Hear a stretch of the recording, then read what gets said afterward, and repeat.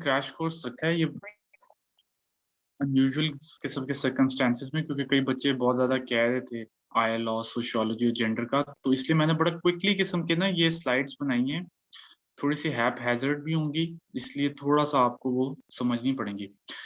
दूसरी चीज ये है कि ये बहुत हम इसमें रैपिड तरीके से जो है वो कोर्स कवर करेंगे, और इसलिए थोड़ा सा आपको स्पीड के साथ आना पड़ेगा।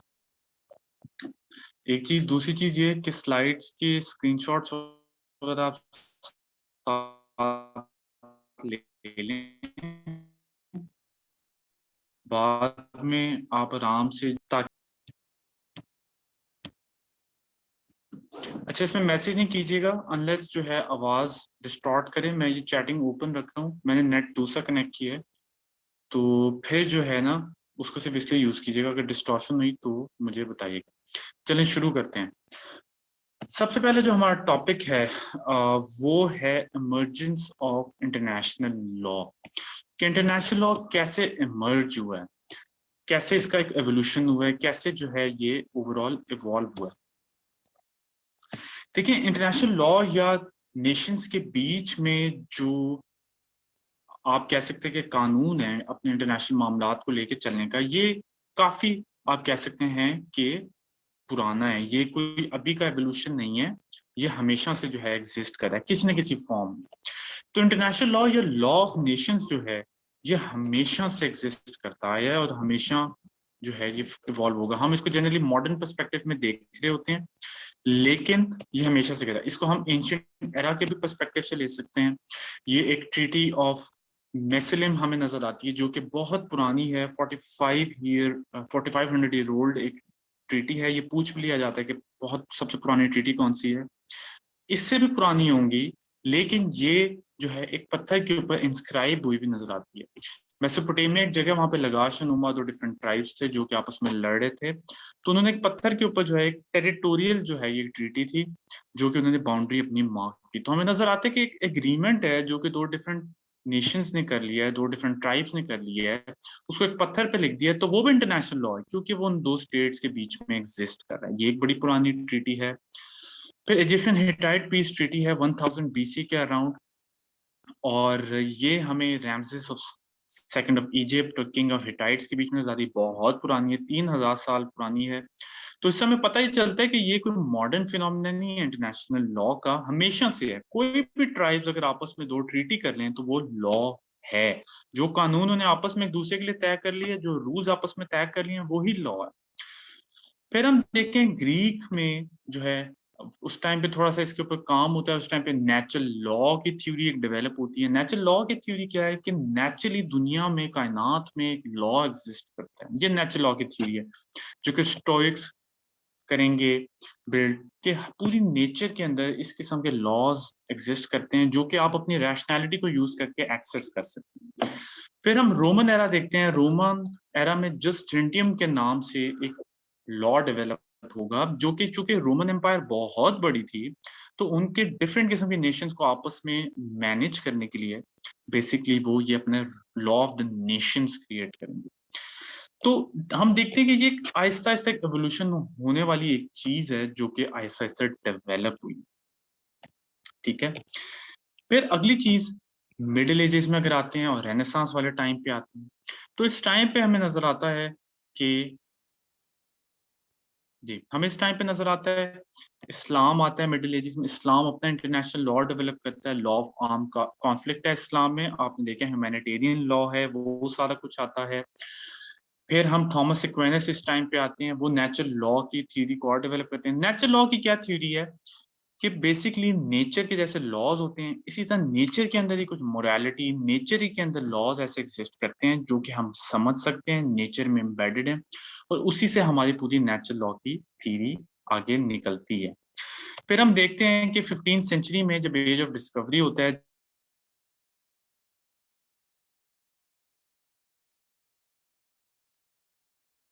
जब कॉलोनाइजेशन होगी, पूरी दुनिया में मुल्क जो है, पूरे दुनिया में जो मुल्क हैं वो एक जाके एक दूसरे को कंट्रोल करेंगे। उस टाइम पे जो है हमें नजर आएगा कि मुल्कों का अपने मुल्क को कंट्रोल, एक दूसरे के मामला तय करने के लिए वो आपस में वो करेंगे।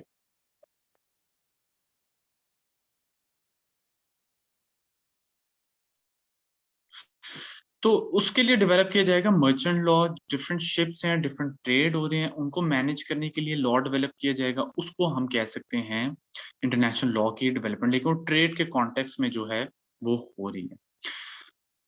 फिर हम देखते हैं कि अगला एक एरा आता है 1648 के बाद से। 1648 क्यों इंपॉर्टेंट है? क्योंकि 1648 में जो है वेस्टफिलिया की ट्रीटी होती है, और वेस्टफिलिया की ट्रीटी में डिफरेंट किस्म के जो हैं वो डेवलप होते हैं लॉ। जैसे कि सोवरेनिटी का आइडिया है, जैसे कि नेशन स्टेट का आइडिया है, ये सारे इंटरनेशनल लॉ की ही एग्जांपल्स हैं जो कि ट्रीटी ऑफ वेस्टफिलिया के पर्सपेक्टिव से जो है वो डेवलप होंगी। इस टाइम पे जॉन बॉर्डीन है, उनकी एक बुक है ऑन सोवरेनिटी, वो सोवरेनिटी का कॉन्सेप्ट डेवलप करेंगे। इस तरह से आहिस्ता आहिस्ता आहिस्ता आहिस्ता हम देखने की एक एवोल्यूशन हो रहा है इन चीजों का। इस टाइम पे एक्चुअली इंटरनेशनल लॉ डेवलप होना शुरू होगा, और इंटरनेशनल लॉ जो है वो शुरू में नेचुरल लॉ वाला ही होगा। नेचुरल लॉ थ्योरी क्या है वो भी हम देखेंगे। नेचुरल लॉ थ्योरी बेसिकली यही है कि जितना भी तमाम लॉ है वो बेसिकली आपको उसके रूट्स नेचर के अंदर ही मिलते हैं। तो इस टाइम के जितने भी थ्योरिस्ट हैं, इस टाइम पे जो international law as a subject establish किया जाएगा, वो सारे नेचुरल लॉ में ही बिलीव करेंगे। फ्रांसिस्को विटोरिया है, फ्रांसिस्को सुआरेज हैं, एल्बेरिको जल्टिनी है, और हुगो ग्रोटियस। इस टाइम पे हुगो ग्रोटियस और ये सारे इंटरनेशनल लॉ की थ्योरी डेवलप करेंगे, इंटरनेशनल लॉ पे काम करेंगे। लेकिन ज्यादातर ये आप कह सकते हैं कि ट्रेड और तरह से, और एक नेचुरल लॉ के पर्सपेक्टिव में ज्यादा होता है। जिस तरह मॉडर्न, जिस तरह नेचुरल लॉ इंटरनेशनल लॉ को समझते हैं उस तरह नहीं है ये। लेकिन हुगो ग्रोटियस को जनरली जो है फादर ऑफ इंटरनेशनल लॉ कहा जाता है, और ये freedom of the high seas और इस किस्म के कई कॉन्सेप्ट जो इन्होंने दिए, इनको आपने बस बेसिक याद करना है, इनकी बहुत डिटेल में नहीं जाना। ठीक है, ये टाइमलाइन के पर्सपेक्टिव से क्या 1648 पे आते हैं। 1648 नेशन स्टेट सिस्टम बनेगा, उसमें डिफरेंट इंटरनेशनल लॉज जैसे कि sovereignty, no intervention, territorial integrity, के एक दूसरे की टेरिटरी में आपने जो है वो अटैक नहीं करना, दूसरे की टेरिटरी की रिस्पेक्ट करनी है, इंटरवेंशन नहीं करनी, ये सारी चीजें जो हैं वो 1648 में डेवलप होंगी। ओके, फिर हम 18th सेंचुरी पे आते हैं। 18th सेंचुरी तक जब हम पहुंचते हैं तो 18th सेंचुरी में पॉजिटिविस्ट स्कूल निकलेगा। दो मेजर हमारे स्कूल हैं इंटरनेशनल लॉ में, एक है नेचुरल लॉ वाले और दूसरे हैं पॉजिटिविस्ट। पॉजिटिविस्ट नेचुरल लॉ को कम्प्लीटली रिजेक्ट करेंगे और वो कहेंगे कि नहीं, लॉ जो है वो जिस तरह साइंटिफिक होता है ना कि जो नजर आ रहा है बस आप उसको एज अ लॉ देखिए, नेचर में एग्जिस्ट करता है, इस किस्म की कोई चीज जो है वो नहीं करते। इमर्जेंस ऑफ पॉजिटिव स्कूल होता है 18th सेंचुरी में, वो नेचुरल लॉ को कम्प्लीटली रिजेक्ट कर देते हैं, और वो कहते हैं कि इसको अंडरस्टैंड करने का तरीका जो है वो इम्पेरिकल होगा। मतलब आप आंखों से जो आपको समझ आता है, जो नजर आता है, एक साइंटिफिक पूरा रेवोल्यूशन आ रहा है ना, जैसे सोशियोलॉजी में भी पॉजिटिविज्म है, दूसरी चीजों में भी है। तो वो कहते हैं कि ये एब्सोल्यूट प्रिंसिपल से हट के जो है ना हमें देखना चाहिए। इसमें भी कुछ नाम है, ये रिचर्ड जोचे हैं, बिंकर शॉयक हैं, एमरिक वॉन वेंटल हैं, ये इस टाइम के जो हैं कुछ थ्योरिस्ट हैं जो कि पॉजिटिविज्म का स्कूल आएंगे। वरना हिस्ट्री में हमेशा नेचुरल लॉ का ही चला, क्योंकि वो सबको लगता है कि जैसे कोई हायर प्रिंसिपल्स एग्जिस्ट करते हैं, हायर मोरालिटी एग्जिस्ट करती है, वहां से लॉ निकलता है और वहीं से नेचुरल लॉ भी निकलता है। इस तरह फिर जो है ये हम एक क्विक ओवरव्यू ले रहे हैं, इसमें कोई सेंस बनाने की चीजों की भी जरूरत नहीं है, बस एक क्विक टाइमलाइन है वो आपके पास होनी चाहिए वैसी समझने के लिए एवोल्यूशनरी पर्सपेक्टिव। इस टाइम पे हम एक इंपॉर्टेंट एवोल्यूशन देखते हैं। 1794 में आर्बिट्रेशन पहली दफा इंस्टीट्यूशनलाइज होती है। यूके और ब्रिटेन, यूके और यूएस जो हैं, ब्रिटेन और यूएस, वो एक ट्रीटी करते हैं जेस ट्रीटी के नाम से, जिसमें वो अपने मसाइल को रिजॉल्व करने के लिए एक इंटरनेशनल आर्बिट्रेशन का मैकेनिज्म बनाते हैं। ये भी इंपॉर्टेंट है इंटरनेशनल लॉ के एवोल्यूशन में, क्योंकि पहली दफा इंटरनेशनल डिस्प्यूट रिजॉल्विंग मैकेनिज्म पे कुछ ना कुछ काम हो। फिर 19th सेंचुरी में आते हैं, तो अब हम थोड़ा सा फेमिलियर टेरिटरी में आ गए। 19th सेंचुरी में इंटरनेशनल लॉ कैसे डेवलप हुआ, क्या क्या मेजर डेवलपमेंट है? देखिए, एक तो Congress of Vienna. Congress of Vienna जब 1815 में होगी तो उसमें बहुत सारे इंटरनेशनल लॉज डेवलप किए जाएंगे। उसमें एक तो उन्होंने बैलेंस ऑफ पावर वाले सिस्टम पे अपने यूरोपियन मैटर्स को लेके चलने का सोचा कि हम जो है बैलेंस ऑफ पावर करेंगे और वो सारा कुछ, ताकि कोई किसी को डोमिनेट ना करे। दूसरी तरफ ये है कि उन्होंने कई चीजें डिसाइड की, इंटरनेशनल को कमीशन भी बनाए, ठीक है, ताकि नेविगेट कर सके, जैसे central commission for navigation on Rhine. तो हमें 19th सेंचुरी में कांग्रेस ऑफ वियना के बाद एक प्रोटो ऑर्गेनाइजेशन जो लॉ की फॉर्म नजर आती है, फ्रीडम ऑफ नेविगेशन उन्होंने डिसाइड किया इंटरनेशनल वाटरवेज में, इस तरह के कुछ असूल इन्होंने मोटे मोटे डिसाइड किए कांग्रेस ऑफ वियना में। तो ये एक अच्छी एक पॉजिटिव स्टेप था इंटरनेशनल लॉ के डेवलपमेंट में, ताकि स्टेट्स एक दूसरे के साथ मिल के जो है वो चले। इसी टाइम पे हमें इंटरनेशनल ऑर्गेनाइजेशंस की भी एक बर्थ नजर आती है, जिस तरह कमीशन फॉर द डेन्यूब है, ये 1856 में एक ऑर्गेनाइजेशन है। फिर हमें 1865 में नजर आता है टेलीग्राफिक यूनियन स्टैब्लिश हुई, इंटरनेशनल डिफरेंट मुल्क आपस में इसको कैसे मैनेज करेंगे, इंटरनेशनल यूनिवर्सल पोस्टल यूनियन नजर आ रहा है। तो 19th सेंचुरी में थोड़ा सा आपको इनकी एक डेवलपमेंट नजर आ रही है, ठीक है। इस टाइम पे दूसरी भी थीरीज डेवलप की जाएंगी, जैसे कि मोनिज्म और ड्यूअलिज्म, वो हम देखेंगे बाद में कि वो क्या थीरीज हैं, वो भी 19th सेंचुरी में आएंगी। फिर हम देखते हैं इसी टाइम पे birth of international humanitarian law और पीसफुल सेटलमेंट ऑफ डिस्प्यूट्स लोग 19th सेंचुरी में। 1863 में फर्स्ट जिनीवा कन्वेंशन होगा, जिसमें पहला ये इंटरनेशनल ह्यूमैनिटेरियन लॉ डेवलप होगा। 1899 में हेग कॉन्फ्रेंस होगी, जिसमें permanent court of arbitration establish होगी। इसमें भी जंग के कई असूल जो हैं वो तय होंगे। 1907 में एक और हेग कॉन्फ्रेंस है, इसमें भी जंग के कई असूल और चीजें जो हैं वो डिसाइड होंगी। तो ये जो पीसफुल सेटलमेंट ऑफ डिस्प्यूट्स, ये अपने मसलों को रिजॉल्व करने का अहद, और एक जंगों में डिफरेंट लॉज क्या अप्लाई होंगे, जैसे ह्यूमैनिटेरियन लॉज को कहते हैं, वो हम देख रहे हैं 19th सेंचुरी में डेवलप हो रहा है। तो 19th सेंचुरी में काफी वो चीजें डेवलप हो रही हैं जो कि अब हम 20th सेंचुरी में देखते हैं कि एप्लीकेबल इंटरनेशनल लॉ में। फिर मॉडर्न इंटरनेशनल लॉ 1918 ऑनवर्ड्स है, और या 19th सेंचुरी ऑनवर्ड्स कह लें, लेकिन हम इसको 1918 चलने ले लेते हैं कि जब ट्रीटी ऑफ पेरिस होगी और लीग ऑफ नेशंस बनेगी 1990।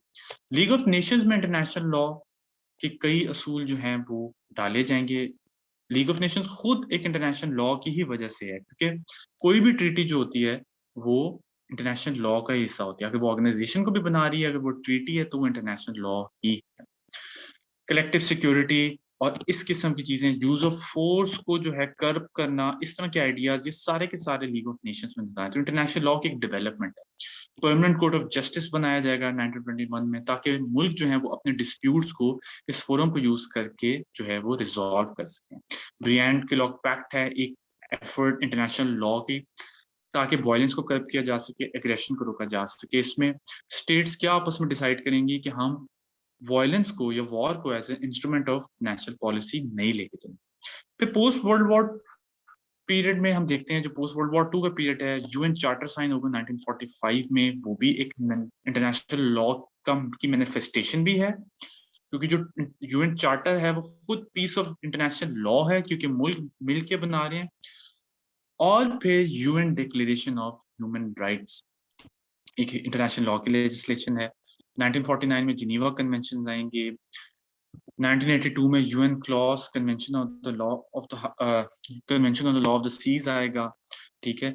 ये सारी के सारी इंटरनेशनल लॉ की डेवलपमेंट है, और ये पूरी टाइमलाइन देने का मकसद ये था कि आपके जहन में एक फ्रेमवर्क हो कि किस तरह ये डेवलप हो रहा है, क्या उसके अंदर मेजर चीजें हो रही हैं। मोस्टली आपने आई नो आईआर वाले होंगे, तो उनके लिए एक बेहतर जो है ना वो एक अंडरस्टैंडिंग होगी कि आपने उसी तरह की उन्हीं चीजों के साथ जो है इनकी एक डेवलपमेंट होगी। अच्छा, अब एक बेसिक टाइमलाइन देखने के बाद हम थोड़ा सा इस कंसेप्चुअली समझते हैं कि इंटरनेशनल लॉ का स्कोप क्या है। पहले तो इंटरनेशनल लॉ है क्या चीज, और इंटरनेशनल लॉ स्कोप क्या है। देखिए, इंटरनेशनल लॉ जो है, मैं थोड़ा सा आपको बता दूं, सिंपल सी इसकी डेफिनेशन है, या सिंपल सा इसका कॉन्सेप्ट है इंटरनेशनल लॉ का। इंटरनेशनल लॉ, कोई भी मुल्क अगर कुछ भी मिल के आपस में रूल डिसाइड कर लेते हैं, कोई भी चीज, दो मुल्कों या तीन मुल्कों, कोई भी चीज जो वो मिल के डिसाइड कर लेते हैं, वो इंटरनेशनल लॉ है बस। अगर वो ट्रीटी की फॉर्म में है तो वो इंटरनेशनल लॉ है। अगर वो कोई कस्टम है कि वो वैसे प्रैक्टिस करते हैं, फॉर्मली उन्होंने डिसाइड नहीं किया हुआ, तो वो भी इंटरनेशनल लॉ। तो international law is with in और इज बिटवीन नेशन स्टेट्स। ये कोई थर्ड पार्टी ऊपर से इम्पोज नहीं करती, ये जहन में रखिएगा, ये यूएन नहीं देती इंटरनेशनल लॉ, ये मुल्क आपस में खुद बना लेते हैं, ठीक है। ये कोई भी चीज वो आपस में मिलकर जो तय कर लेते हैं, इंटरनेशनल लॉ। इसलिए हमने जब मेसोपोटामिया की एग्जांपल देखी, तो उन्होंने एक चीज डिसाइड की कि आपकी टेरिटरी यहाँ से होगी, हमारी यहाँ से होगी, यहाँ पे पत्थर लगा दिया और वहां पे उसके ऊपर लिख दिया कि ये बाउंड्री स्टोन है, ये बाउंड्री। वो इंटरनेशनल लॉ है, बेशक वो पेज नहीं है, कुछ नहीं है, पत्थर पे लिखा है तो विद इन नेशंस ना, तो वो भी इंटरनेशनल लॉ। तो इसके स्कोप में पे सब आ जाता है, इंटरनेशनल लॉ के स्कोप में सब आ जाता है। So what's the scope of international law, कि इसमें आता क्या क्या है? War and peace. बुनियादी चीज जो लोग समझते हैं कि सबसे ज्यादा इंटरनेशनल लॉ में जो चीज आनी चाहिए वो वॉर एंड पीस है, और वो इसमें आती है, उसमें कोई शक नहीं है। लेकिन war and peace is not the only thing. लोगों को लगता है सिर्फ जंगें, एग्रेशन, यूज ऑफ फोर्स, ये सारी चीजें इंटरनेशनल लॉ में आती हैं, इसलिए चूंकि वो हो नहीं पाता तो वो फेलियर है। इसके अलावा भी बहुत सी चीजें हैं जो कि इंटरनेशनल लेवल पे मुल्क मिलकर रेगुलेट करे होते हैं, जैसे कि trade, world trade organisation, GATT, general agreement on tariffs and trade, ये ट्रीटीज हैं, ये डिफरेंट ऑर्गेनाइजेशन हैं, ये सारे इंटरनेशनल लॉ को मैनेज करते हैं, इसलिए ट्रेड भी इंटरनेशनल लॉ के एम्बिट में आता है। स्पेस, आउटर स्पेस ट्रीटी देखिए 1967 की, जो कि स्पेस में रेगुलेट करता है आपस में ताल्लुकात को। मुल्कों ने डिसाइड कर लिया कि हम स्पेस में, तो देखें इंटरनेशनल लॉ का स्पेस में भी एम्बिट है, उसका स्कोप है। एयर स्पेस देखें, एयर स्पेस क्या है, जिसका इंटरनेशनल सिविल एविएशन ऑर्गेनाइजेशन है, इसमें डिफरेंट मुल्क, आप यहाँ से टर्की जा रहे हैं, अमेरिका जा रहे हैं, वहां से कोई आ रहा है, वो सारी जो इतनी कॉम्प्लेक्स किस्म की अरेंजमेंट है, इसको किस तरह से मैनेज किया जाता है? ये इकाओ ऑर्गेनाइजेशन है, ये इंटरनेशनल एक ऑर्गेनाइजेशन है, एक इंटरनेशनल जो है ट्रीटी के उससे वजूद में आया है, तो ये भी जो है इंटरनेशनल लॉ में आता है। इंटरनेशनल सी लेन्स हैं, इंटरनेशनल सी लेन्स क्या है कि जो आपका समंदर है, ओशंस हैं, उसके ऊपर आप कैसे नेविगेट करते हैं, वो इंटरनेशनल सी लेन्स हैं, तो वो भी इसके स्कोप में आ जाता है। पानी कि किस तरह आपने लेके चलना है, किस तरह आपकी क्या टेरिटरी होगी मैरीटाइम, वो भी सारा इसके स्कोप में आता है, जैसे कि UN convention on the law of the sea उसके एग्जाम्पल है। फिर आप देखें न्यूक्लियर, न्यूक्लियर भी इसके स्कोप में आता है। IAEA है, इंटरनेशनल एटॉमिक एनर्जी एजेंसी है, ये बहुत इंपॉर्टेंट है। ह्यूमन राइट्स है, ह्यूमन राइट्स बहुत इंपॉर्टेंट है, और ह्यूमन राइट्स जो है वो इसके स्कोप में आ जाता है इंटरनेशनल लॉ के। तो इसका स्कोप आप देख रहे हैं बहुत बहुत वाइड है। UN declaration on human rights है 1948। फिर इन्वायरमेंट इसमें आ जाता है, Paris climate agreement is a piece of international law, क्योंकि वो मुल्कों ने आपस में मिल के जो है वो डिसाइड कर लिया। फिर MNCs, इंटरनेशनल बिजनेस फर्म्स, ये सारा कुछ ये भी आईलॉ के एम्बिट में आ जाता है। इंटरनेशनल इंस्टीट्यूशंस हैं, वो भी आईलॉ के एम्बिट में आ जाते हैं, जैसे कि सार्क, UN, WTO, ये सारी की सारी चीजें जो हैं वो आईलॉ के पर्सपेक्टिव में आ जाती हैं। जी, यहां तक क्लियर हुआ है कि इसके स्कोप में क्या क्या आ जाता है? क्विकली बताइएगा ताकि फिर हम आगे बढ़ें।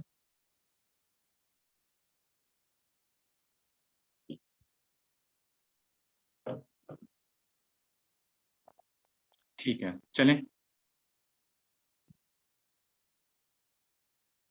EU भी बिल्कुल आईलॉ में आ जाएगा 100%। और कोई एग्जांपल दें, चलें आईलॉ में क्या क्या आ जाएगा जो आपको भी समझ आई, हर चीज। EU भी आईलॉ में आ जाएगा, बिल्कुल। और EU इसलिए आएगा, डिफरेंट नेशंस हैं जिन्होंने मिल के मास्टर्स ट्रीटी, डिफरेंट किस्म की ट्रीटी साइन करके EU को डेवलप किया है। इंटरनेशनल ट्रेड आ जाएगा, बिल्कुल ठीक है। और जो अभी हमने डिस्कस नहीं किया, regional organisations, very good. IMF,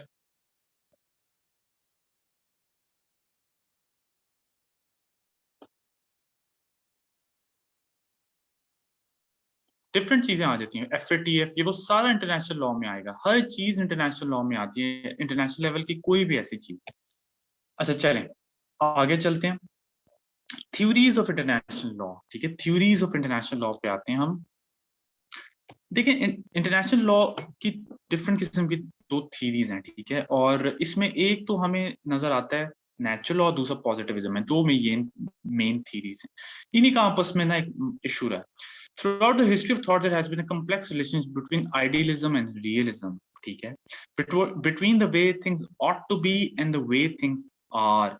और इसमें ये भी एक होता है कि हमेशा से एक ये डिबेट रही है कि कुछ चीजें क्या ऐसे एब्सोल्यूट मॉरल स्टैंडर्ड्स एग्जिस्ट करते नहीं हैं जो कि इंसान से बिल्कुल सेपरेट होके कायनात में एग्जिस्ट करते हो। ये सोच हमेशा से हिस्ट्री में रही है, तो ये नेचुरल लॉ इस चीज से आता है। ये बेसिकली एक बड़ा इंपॉर्टेंट कॉन्सेप्ट है। बेसिक इसका ये है कि जितनी कोई कायनात एग्जिस्ट करती है, जितना कुछ को भी है, एक जो कुछ भी एग्जिस्ट करता है उसमें मॉरल ऑर्डर भी एग्जिस्ट करता है, एक मोरालिटी एग्जिस्ट करती है, एक ऑब्जेक्टिव मोरालिटी एग्जिस्ट करती है। ठीक है, क्या मेन आइडियाज हैं? Universal principles exist, universal principles exist करते हैं जो कि हर जगह एक हैं। अब प्लीज आप लोग अगर कॉपी या शॉर्ट्स ले रहे हैं साथ साथ लेते जाइएगा, क्योंकि बाद में फिर टाइम हमारे पास नहीं होगा। ठीक है, साथ साथ कॉन्सेप्ट क्लियर करते जाएं। यूनिवर्सल प्रिंसिपल्स एग्जिस्ट करते हैं, और यूनिवर्सल प्रिंसिपल्स जो हैं वो बेसिकली हर जगह एक होंगे। यहाँ भी यही है, अमेरिका में भी वही है, कहीं भी चले जाएं तो यूनिवर्सल प्रिंसिपल एक ही होंगे। Humans ought to follow principles of morality and divine justice. एक आपका निजाम है जिसके अंदर वो लॉ एग्जिस्ट करता है, वो मोरालिटी का भी लॉ है या डिवाइन एक कोई लॉ है किसी न किसी का। तो बड़े रिलीजियस कॉन्नोटेशंस हैं इसके अंदर, और उसमें आपको नजर आता है कि एक आप से अबव एक एग्जिस्ट करता है। तो इंटरनेशनल लॉ का इससे क्या होगा ताल्लुक, कि इंटरनेशनल लॉ भी उसी की एक रिफ्लेक्शन है, सारा लॉ उसकी एक रिफ्लेक्शन है, इसलिए वो उससे आ रहा है। Universal principles are accessible through humanism. ये जो प्रिंसिपल्स हैं इंटरनेशनल, जो ये मोरालिटी के, लॉ के, लॉ एंड ऑर्डर के, ये हम अपना जहन लगाएं तो हमें पता चल सकता है कि जैसा कि मैं कहूँ कि किसी को कत्ल करना बुरा है, तो ये एक नेचुरल लॉ है, क्योंकि ये बुरा है, क्योंकि ये कायनात के अंदर एम्बेडेड है कि ये बुरा है। ये है कि मेरे जहन ने मुझे बताया और मैंने एक्सेस किया एक यूनिवर्सल ट्रुथ, तमाम लॉ है वहां से निकलता है। तो मोरालिटी भी एक लॉ है ना, तो मोरालिटी भी नेचर से निकल रहा है, इंटरनेशनल लॉ भी वहीं से निकल रहा है। This is known as natural law, के तमाम लॉ नेचुरली एग्जिस्ट करता है, all you have to do is access is through your reason. Law of nature or divine law is the ultimate source of law, कि जो कानून है वो कायनात में एग्जिस्ट करता है, वो आपने, वही आपका सोर्स ऑफ लॉ है, वहीं से आपको तमाम जो है चीजों की समझ बूझ होगी। एथिकल बेस आपको एक नजर आएगी, लॉ की एथिकल बेसिस ऑफ लॉ नजर आएगी। इसी से इंटरनेशनल लॉ निकलता है। डोमेस्टिक लॉ भी नेचुरल लॉ से निकलेगा, वही एक ही लॉ है। इंटरनेशनल लॉ उसकी एक इंटरनेशनल लेवल पे मैनिफेस्टेशन है। So what it means, it's all one big law, जो कि नेचुरल लॉ है, उसी के अंदर से मैनिफेस्टेशन हमें नजर आ रही है। क्रिटिसिज्म क्या है इसके? अनवेरिफाइबल है, हमें नहीं पता करता है, नेचुरल लॉ नहीं करता एग्जिस्ट। और रोल ऑफ रिलीजन बहुत ज्यादा है, साइंटिफिक नहीं है, बस जो दिल में आता है वो जो है आप सोच रहे हैं कि ये करता है। ठीक है, एक यूनिवर्सल मोरालिटी प्रिंसिपल्स एग्जिस्ट करते हैं या नहीं करते, तो ये नेचुरल लॉ है जो कि ह्यूमन हिस्ट्री में एग्जिस्ट करता है। On the other hand we have positivism, और ये मॉडर्न है, उसके बाद आया, और इसका मकसद ये है कि यार इन सारी एथिकल एलिमेंट्स को निकाल दें और जो है बस उसको देखें जो नजर आता है। ये इसकी एक इतनी ग्रैंड किस्म की वो बनाने की जरूरत नहीं है। ठीक है, the positive school which develop so rapidly in the pragmatic optimistic world of the 19th century declared that law as it exists should be analyzed empirically, shorn of all ethical elements। कि law को आप बस empirically study करें, ये इसकी ethical basis जो है इसका कोई ताल्लुक नहीं। Moral aspirations were all well and good but had no part in legal science. Okay, तो ये जो मेटाफिजिकल स्पेकुलेशंस हैं इनको रिजेक्ट करते हैं। तो क्या है रिजेक्शन ऑफ मेटाफिजिक्स? ये जो एक बड़ी बड़ी बातें आप कर रही हैं कि मोरालिटी एग्जिस्ट करती है, वहां से लॉ है, नेचर में लॉ है, ये ऐसे है कि ऐसे है, ये अच्छा है ये गलत है, ऐसा कुछ भी नहीं होता, ये इसको रिजेक्ट करते हैं। Okay, to view events as they occurred and discussing actual problem instead of theory and deduction from absolute principles। क्या आपने absolute principles निकालनी है उससे आप करें, ये गलत है। सही है, ये इनेट प्रिंसिपल्स और ये सारे रिजेक्ट है। एम्पिरिसिज्म पे फोकस है। एम्पिरिसिज्म होता है जो आपकी आंखें देख सकती हैं, आपके सेंसेस देख सकते हैं। Empiricism by Locke and Hume denied the existence of innate principles and postulated that ideas were derived from experience। क्या आपको जो दिख रहा है उसी से आइडियाज आ रहे हैं? कोई मोरालिटी ऐसी एग्जिस्ट नहीं करती जो एक ट्रांसेंडेंटल कोई एक रियलिटी है जो कि आपने एक्सेस करनी है अपने जहन से। इसलिए ये जो है ठीक नहीं है, ये पॉजिटिविज्म है, ये उसको फोकस करते हैं कि जो नजर आ रहा है उसको आप स्टडी करें। फीचर्स क्या पॉजिटिविज्म के? Rejection of natural law, natural law को रिजेक्ट करते हैं। नो डिवाइन प्रिंसिपल्स एग्जिस्ट, कोई डिवाइन प्रिंसिपल्स नहीं है, और ये बस ऐसी बनाया हुआ है, ऐसी कोई चीज नहीं है। जो लॉ है वो स्टेट्स के बीच में एग्जिस्ट कर रहा है, उसमें कोई मोरालिटी का आंसर नहीं है। ठीक है, only observable legal occurrences to be observe. जो नजर आ रहा है बस आपने वो देखना है। स्टेट प्रैक्टिस नजर आ रही है, कस्टम्स नजर आ रहे हैं, ट्रीटीज नजर आ रही हैं, एग्रीमेंट नजर आ रहे हैं, उसकी कोई बहुत ग्रैंड थ्योरी बनाने की जरूरत नहीं है। एक्सपीरियंस और empiricism instead of pure reason based deduction. Reason based deduction क्या होती है? आपने अपने जहन में बना लिया है कि सब जो आपके अपने जहन में बना लेते हैं, रीजनिंग होती है ना, आप उसका रियलिटी से कोई लिंक नहीं है, उसको खुद ही वहां से डिड्यूस आपने कर, उसको ये रिजेक्ट करता है। Only treaties and customs as sources of international, जो treaties and customs sources international law के, वही हमें नजर आ रहे हैं, वही सोर्स हैं। Moral aspirations have no part in legal science. Use of scientific method और जो है केल्सन्स प्योर थ्योरी ऑफ लॉ, मतलब वो ये बेसिक देते हैं कि आप जो नजर आ रहा है बेसिकली उसी पे फोकस करें और किसी चीज पे जो है वो फोकस करने की जरूरत नहीं है। क्रिटिसिज्म मसला क्या है, अब इसमें वीकनेस बताते हैं। Cannot explain general principles of law. अब कई ऐसी चीजें होती हैं जो कि इतनी बुनियादी हैं, जिनको हम बुनियादी लेते हैं, उनको एक्सप्लेन नहीं कर सकते। जनरल प्रिंसिपल्स ऑफ लॉ क्या होते हैं, जैसे कैनॉट एक्सप्लेन व्हाई पैक्ट सुंट सर्वांडा और एग्रीमेंट्स मस्ट बी। अब ट्रीटीज का बेसिक बुनियादी असूल है, ये लैटिन का एक फ्रेज, पैक्ट सुंट सर्वांडा, एग्रीमेंट्स मस्ट बी केप्ट। क्यों केप्ट करें, हम नहीं करते, जब अच्छा बुरा है ही नहीं, कोई चीज ही नहीं है तो हम ना रखें। ये जनरल प्रिंसिपल्स ऑफ लॉ होते हैं, जो बुनियादी चीजें होती हैं, कि जैसे हम कहते हैं ना कि डिसीजन ऐसा होना चाहिए जो कि फेयरनेस पे बेस करता हो। फर्स्ट करें, जुडिशियल डिसीजन है, फेयरनेस पे बेस करता है। अब फेयरनेस क्या चीज है, फेयरनेस तो कोई चीज नहीं है, ये खुद एक मॉरल प्रिंसिपल है। तो अगर फेयरनेस ही कोई चीज एग्जिस्ट ही नहीं करती तो जुडिशियल डिसीजन फेयरनेस पे कैसे होगा। इसको एक और तरह देखें, एक लॉ का असूल होता है कि आपका जो पार्टी होती है डिस्प्यूट में, वो खुद जज नहीं हो सकता। मतलब मेरा डिस्प्यूट हो आपके साथ और मैं ही जज हूं, ऐसे हो सकता है? नहीं हो सकता ना, क्योंकि मैं ही जज हूँ, जाहिर है मैं अपने हक में फैसला दूंगा। तो जज कभी भी पार्टी टू द डिस्प्यूट नहीं होता। ये कुछ असूल हैं लॉ के। तो ये क्यों है, ये कहाँ से आ गई बातें कि ये नहीं होना चाहिए?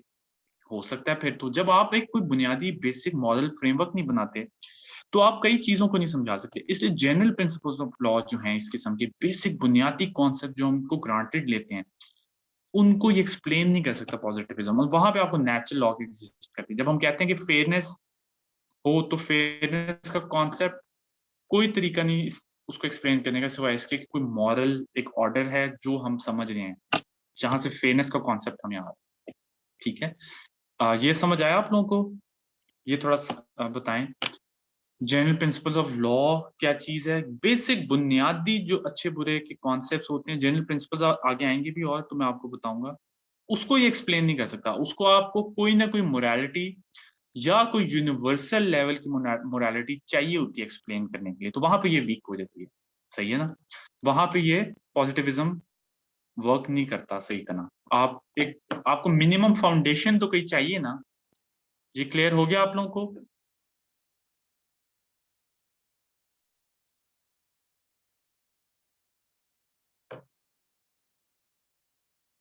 नहीं, स्लाइड से मिलेगी, मैं इसलिए आपको कह रहा हूँ साथ साथ जो है, ठीक है, वो करते हैं, रिजेक्ट करते हैं। रिजेक्ट कह रहा हूँ, ये आप साथ स्क्रीनशॉट्स ले लें, बाद में आप वो कर लीजिएगा। कैल्सन वाला ये देख लें, ये मैं आपको दिखा रहा हूँ। देखें कैल्सन क्या कह रहे हैं, ये पढ़ें।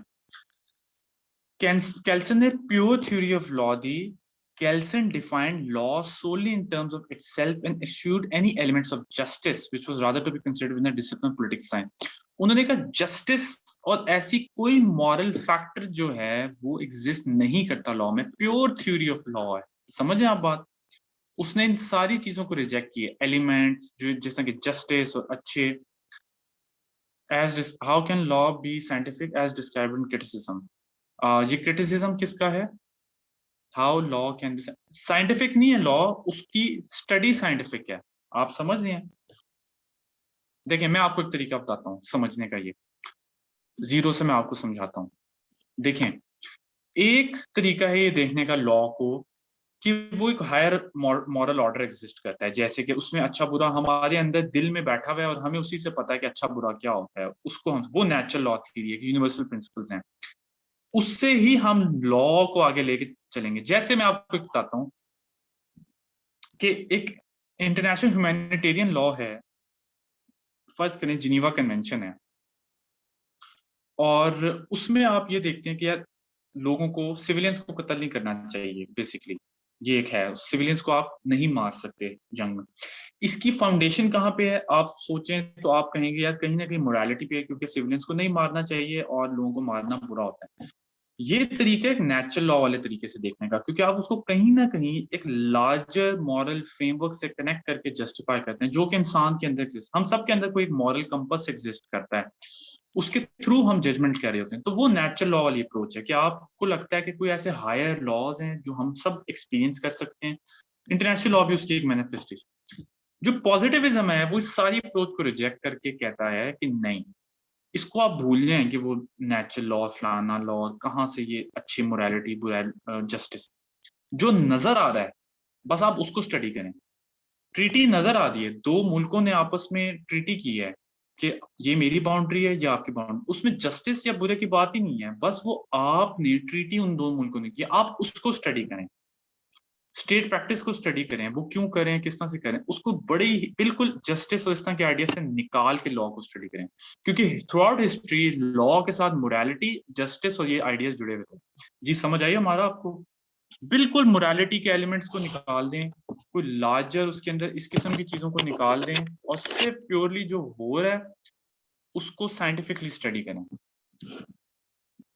ये समझ आया आपको पॉइंट आप लोगों को? जी बाकी भी बताएं।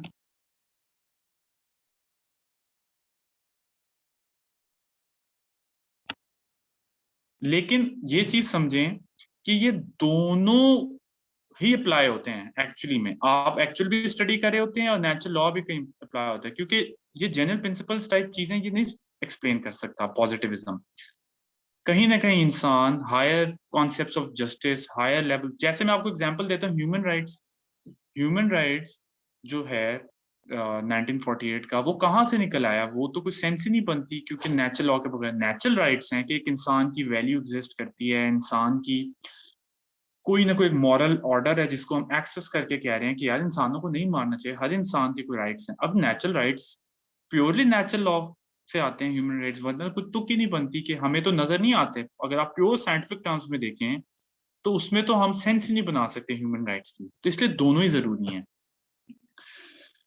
ठीक है, फिर एक और थ्योरी भी है कंसेंट थ्योरी के नाम से, और कंसेंट थ्योरी ये है कि कंसेंट थ्योरी बेसिकली थोड़ा बहुत दोनों से लेके एक अपना एक थर्ड फ्रेमवर्क बनाती है। कंसेंट थ्योरी है कि इंटरनेशनल लॉ क्या होता है, consist of rules that states have consented to observe. बस ये भी एक तरह की इंटरनेशनल लॉ की एक्सप्लेनेशन है, उसकी थ्योरी है।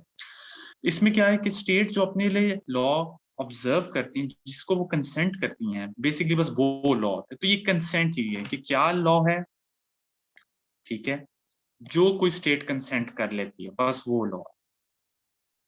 ठीक है ना, ये देखें ये क्या कहते हैं, a state is not subject to an external authority unless it has voluntarily consented to such authority. तो ये भी एक तरीका है देखने का इंटरनेशनल लॉ को, एक डिफरेंट थ्योरी है कंसेंट थ्योरी की। लॉ वो है, एक तरह से सही भी है कि इंटरनेशनल लॉ वो ही होता है जो कोई स्टेट कंसेंट कर लेता है।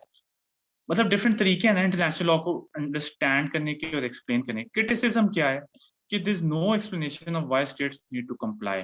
आप समझ रहे हैं, मतलब बात ये है कि स्टेट्स कंसेंट एक टाइम पे करी हैं, एक टाइम पे ना करें, ये एक मसला है। कंसेंट अगर अब उसकी खत्म हो गई है तो क्या लॉ की कमिटमेंट भी खत्म हो गई है? अच्छा, इंटरनेशनल लॉ में ना इतनी ही हेयर स्प्लिटिंग है, इतनी ही डिटेल में उसके आप कह सकते हैं बात पे बात निकालना, और इसी तरह से आपने भी उसको प्रैक्टिस करना है। कोई कंक्लूसिव चीज नहीं होती, बस एक बात उसका एक काउंटर और उसका एक काउंटर, इस तरह से। If consent is the basis then what happens if consent is withdrawn, तो फिर ये क्या होगा उसका? तो ये भी कोई सही असूल नहीं है। अब थोड़ा सा हम और इंटरनेशनल लॉ को समझने की कोशिश करते हैं कि इंटरनेशनल लॉ की इफेक्टिवनेस और वीकनेस देखते हैं। ये एक बहुत बुनियादी कॉन्सेप्ट है जिस पे आ भी जाता होता है कि इंटरनेशनल लॉ में क्या वीकनेस है, क्या उसकी स्ट्रेंथ्स हैं। इंटरनेशनल लॉ के कुछ मसाइल हैं जिसकी वजह से उसको बड़ा क्रिटिसिज्म का सामना करना पड़ता है, और उसकी बेसिक नेचर का ही एक मसला है। क्या उसकी वीकनेस है? There is no central legislating authority, कोई सेंट्रल लेजिस्लेटिव अथॉरिटी नहीं है, कोई पार्लियामेंट नहीं है, यूएन नहीं बनाता लॉ। लोग बहुत गलत परसीव करते हैं इस चीज को, जो नए स्टूडेंट्स होते हैं, कि जैसे यूएन वही नहीं काम करा। नहीं, आपकी स्टेट्स जो हैं, आपके मुल्कों के अंदर आपकी पार्लियामेंट लॉ बनाती है। इंटरनेशनल लेवल पे ऐसी कोई पार्लियामेंट नहीं जो कि आपके लिए लॉ बनाएंगी। वीक इन्फोर्समेंट है, कोई पुलिस नहीं है, कोई आर्मी नहीं है आपका लॉ इंटरनेशनल इन्फोर्स कराने के लिए। स्टेट्स या तो खुद ही इन्फोर्स कर लें या केस चेस कर दें, वो उसका भी कोई ज्यादा रिजल्ट नहीं निकलता। ट्रीटी जो होती है उसमें डिफरेंट स्टेट्स की कंसेंसस चाहिए होती है। अब ऐसे नहीं हो सकता कि आप बाय फोर्स किसी को करा लें। और दूसरी चीज ये है कि डिफरेंट किस्म के कल्चर्स हैं, डिफरेंट किस्म के लोग पूरी दुनिया में रहते हैं, उनका कंसेंसस चाहिए होता है। कोई एक चीज ऐसे यूनिवर्सल इंप्लीमेंट करना भी जो है वो ठीक नहीं है। ये चीज अपने जहन से निकाल दें कि कोई टॉप टू बॉटम ये लॉ अप्लाई होता है, जैसे कि आपके मुल्क के अंदर होता है कि पार्लियामेंट बनाती है और वो लॉ नीचे तक जो है वो हमारे पे अप्लाई हो जाता है। ऐसे नहीं होता, इसके अंदर बड़ा हायरार्किकल हॉरिजॉन्टल रिलेशनशिप होता है, टॉप टू बॉटम नहीं होता है। स्टेट ए है, स्टेट बी है, इन सब का एक ही लेवल ऑफ रिलेशन है और वो आपस में लॉ बना रहे हैं। टॉप टू बॉटम नहीं है कि गवर्नमेंट और पीपल, इसलिए आप इतने आराम से इम्पोज नहीं कर सकते। कंपीटिंग इंटरप्रिटेशंस हैं, ये भी होता है, ट्रीटी भी हो जाती है, कोई लॉ भी अगर एग्जिस्ट कर भी रहा है उस पर भी कंपटीशन होता है, क्योंकि दोनों पार्टीज जो हैं वो एक अपनी तरह से इंटरप्रेट करे, एक दूसरी तरह से इंटरप्रेट करे। कोई ट्रीटी है, फर्स्ट सिमिलर एग्रीमेंट है पाकिस्तान की, तो इंडिया अपने हिसाब से इंटरप्रेट करेगा, हम अपने हिसाब से इंटरप्रेट करेंगे, तो उस पर भी डिस्प्यूट हो जाता है। कोई कोर्ट एग्जिस्ट नहीं करती जो कि इन सारी चीजों को एक स्टैंडर्डाइज इंटरप्रेट करे, उसकी सारे माने, उसकी कोई कंपल्सरी जुरिस्डिक्शन नहीं है। आईसीजे एग्जिस्ट करता है, लेकिन आईसीजे जो है उसकी वॉलंटरी जुरिस्डिक्शन है। वॉलंटरी जुरिस्डिक्शन क्या होती है कि जब तक आपकी मर्जी ना हो तब तक वो आप पे इम्पोज नहीं कर सकता। ये वॉलंटरी जो है जुरिस्डिक्शन है। फिर lack of binding nature, lack of binding nature ये है कि मैंने और एक और मुल्क ने डिसाइड कर लिया, फिर अगले दिन मेरा दिल किया मैं निकल गया। यूएस को देख लें, पेरिस क्लाइमेट एग्रीमेंट से उसका दिल किया निकल गया, जेसीपीओए से उसका दिल किया डोनाल्ड ट्रंप निकल गया, तो क्या हो गया? कुछ भी नहीं हुआ। लैक ऑफ बाइंडिंग नेचर है। और ये सारी ट्रीटीज जो हम बात करें इंटरनेशनल लॉ की एग्जाम्पल है, और इनको इन्फोर्स करने का कोई जो है ना हमारे पास सिस्टम नहीं है। ठीक है। Failure in contentious issues, failure in contentious issues क्या है कि जब ज्यादा टेक्निकल किस्म के मसाइल आते हैं तब इट कंप्लीटली फेल्स, और कुछ नहीं होता कि वो कोई थर्ड पार्टी जो है वो उसको नहीं इन्फोर्स कर सकती। जिस तरह कश्मीर है, पैलेस्टाइन है, इनके ऊपर आप नहीं इन्फोर्स कर सकती, इसकी वीकनेस। अच्छी चीज क्या है? ठीक है, स्ट्रेंथ क्या है? वही उसकी स्ट्रेंथ भी है, वो उसकी वीकनेस भी है, डिसेंट्रलाइज सिस्टम। देखिए, चूंकि वो एक डिसेंट्रलाइज सिस्टम है, डिसेंट्रलाइज सिस्टम की एक सेंट्रलाइज पार्लियामेंट नहीं है, ऑल्दो ये वीकनेस भी है, पर इसके अंदर ये हम कह सकते हैं लूज स्ट्रक्चर है, तो it allows the system to thrive, क्योंकि इसमें आपको इतनी लचक की भी जरूरत है। जब चीज रिजिड होती है तो वो ब्रेक होने का भी चांस होता है, क्योंकि वो लूज है तो उसमें एक सर्टन सिस्टम में लचक रहती है, और स्टेट्स आप कह सकते हैं कि कुछ ना कुछ मैनेज करते रहते हैं। अडेप्टेबिलिटी टू द नीड्स, ये एक अच्छी चीज है कि इंटरनेशनल लॉ इवॉल्व होता रहता है, इंटरनेशनल लॉ अडेप्ट करता है। आज कोई नई सिचुएशन होगी, नया लॉ बन जाएगा। जैसे फर्ज करें क्लाइमेट चेंज वाली सिचुएशन है, तो अब क्लाइमेट चेंज के हिसाब से नया लॉ बन गया, कल को खुदा ना खास्ता कोविड के हिसाब से है तो कोविड के हिसाब से कोई नई चीज। इसमें अडेप्टेबिलिटी है, और अगर सारे इकट्ठे हों तो वो हो जाता है। मेंटेनिंग इंटरनेशनल पीस इतना ऑल दो अच्छा नहीं है, लेकिन चूंकि अगर क्वेश्चन में आ जाता है तो आप लिख दीजिएगा कि इंटरनेशनल पीस भी से मेंटेन होता है, ऑल दो ये वीक है उसमें, लेकिन for the sake of argument के यूज ऑफ फोर्स इसने बैन किया है, इंटरनेशनल ह्यूमैनिटेरियन लॉ है। यूज ऑफ फोर्स तो चले एक हद तक इसने कर किया, लेकिन ह्यूमैनिटेरियन लॉ लोग फॉलो करते हैं। जिनीवा कन्वेंशन जंगों के रूल्स डिसाइड करता है कि आपने प्रिजनर्स ऑफ वॉर को नहीं मारना, आपने सिविलियंस को नहीं मारना, वो ह्यूमैनिटेरियन लॉ कहलाता है। वो करते हैं स्टेट्स ऑफ फॉलो, तो आप कह सकते हैं कि ये अच्छी चीज है जो इसने की है। ठीक है। मेंटेनिंग क्रॉस नेशनल रिलेशंस, ये क्या पॉइंट है कि डिफरेंट किस्म के मसाइल, डिफरेंट किस्म की चीजों को नेशंस जो हैं वो अब बेहतर तरीके से डील कर लेती हैं, जैसे कि सिविल एविएशन ऑर्गेनाइजेशन है, पोस्टल यूनियन है, इन चीजों को बेहतर मैनेज करता है, वो सारा उसका एक जो स्कोप है उसमें होता है। And then provides mechanism for peaceful settlement of disputes, different मुल्कों के जो मसाइल होते हैं वो ठीक कर सकते हैं डिफरेंट फोरम्स को यूज करके, आईसीजे को कर सकते हैं या आर्बिट्रेशन या कोई भी एक पूरी range of peaceful settlement of disputes है, जो कि आर्टिकल 33 देता है। तो आपके जहन में स्ट्रेंथ्स भी होनी चाहिए, आपके जहन में वीकनेस भी जो है वो होनी चाहिए। अच्छा, फिर हम देखते हैं फ्यूचर प्रोस्पेक्ट्स क्या है इंटरनेशनल लॉ। फ्यूचर प्रोस्पेक्ट्स, ये मैं सिर्फ इसलिए आपको इस तरह से स्लाइड दिखा रहा हूँ, कभी कभी इस तरह से क्वेश्चन आ जाते हैं एक एक डायमेंशन पे, तो आपने थोड़ा बहुत देखा हो कि फ्यूचर में इसको क्या करना चाहिए। आप उसमें ये कह सकते हैं कि फ्यूचर इसका क्या नजर आ रहा है, उसमें आप ये भी बता सकते हैं कि बेहतर है, ये इंटरनेशनल लॉ वीक हो जाएगा। आप जो है उसमें डिफरेंट डायमेंशंस बात कर सकते हैं। एक तो आप ऑर्गेनाइजेशंस के पर्सपेक्टिव से बात कर सकते हैं कि जैसे यूएन सिक्योरिटी काउंसिल रिफॉर्म्स अगर करें तो उससे इंटरनेशनल लॉ की बेहतर जो है वो एक एप्लीकेशन हो सकती है। बेहतर जो है उस तरीके को इंटरनेशनल लॉ को मेंटेन किया जा सकता है, पीस को मेंटेन किया जा सकता है। ह्यूमन राइट्स जो हैं वो इम्पोर्टेंट होते जा रहे हैं डे बाय डे, तो हम कह सकते हैं इन अ वे इंटरनेशनल लॉ इम्पोर्टेंट होता जा रहा है, फ्यूचर में भी बेहतर होगा, एक ये पर्सपेक्टिव हो सकता है। या आपको अगर लगता है कि वीक होता जा रहा है, तो आप कहते हैं वीक होता जा रहा है तो उसकी थोड़ी रेलेवेंस कम हो रही है, ठीक है।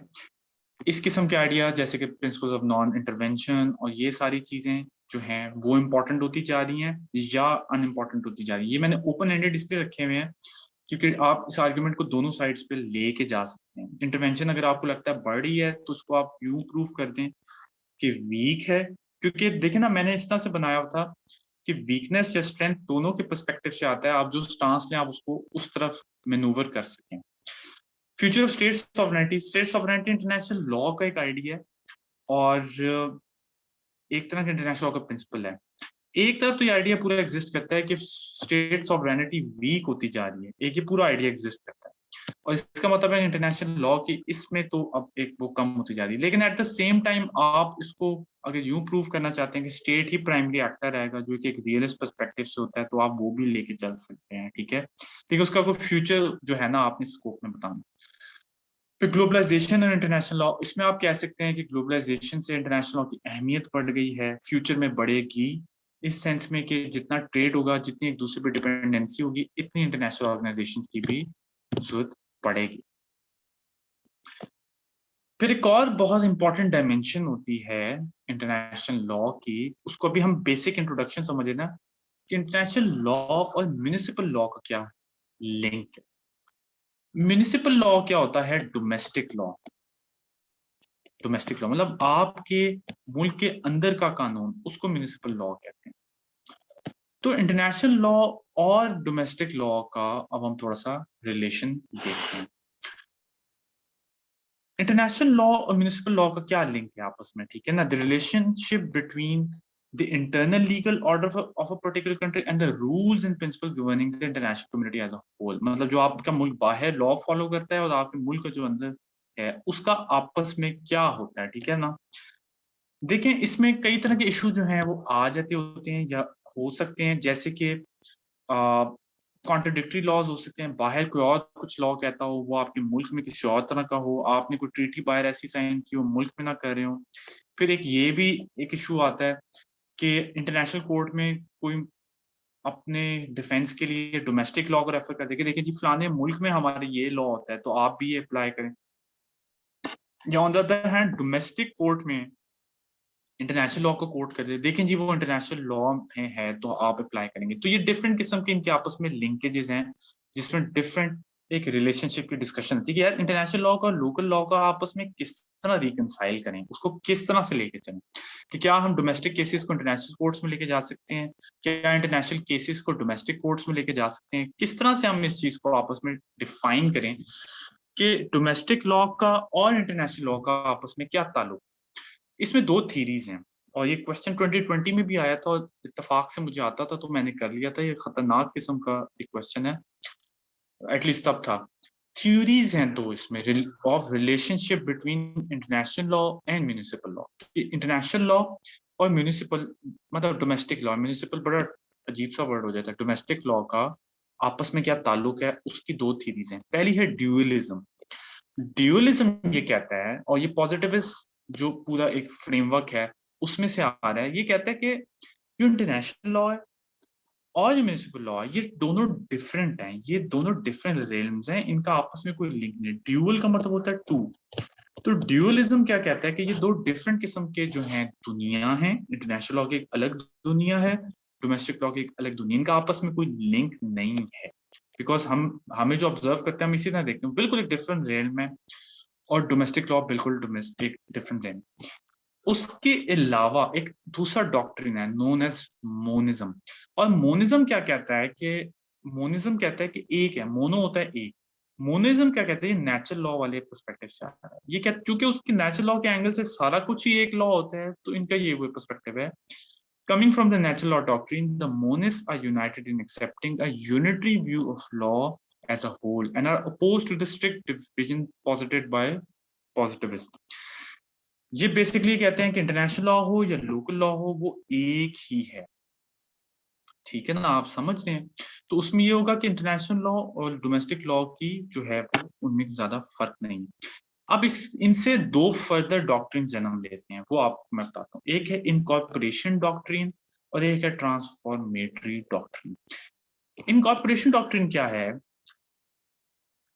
ये कहता है कि देखें, चूंकि इंटरनेशनल लॉ और डोमेस्टिक लॉ में कोई फर्क नहीं है, वो एक ही चीज है, क्योंकि वो ओवरऑल एक ही तरह परसीव करता है ना, monism. So there is no need कि आप उसको अपने मुल्क में उसको किसी कन्वर्ट करके लाएं, वो एज इट इज आ जाए, एज इट इज अप्लाई हो सकता है। मतलब एक थ्योरेटिकल पॉइंट है। The doctrine of incorporation means के that the rules of international law for part of the law of the land and form part of the law of the land and no extra legislative action is required to make them applicable to the country। अगर मुल्क ने बाहर जाके treaty sign की है एक certain तरीके की, एक उसकी एक इम्प्लीकेशन है, तो वो as it is law of the land है, you don't need to transform it.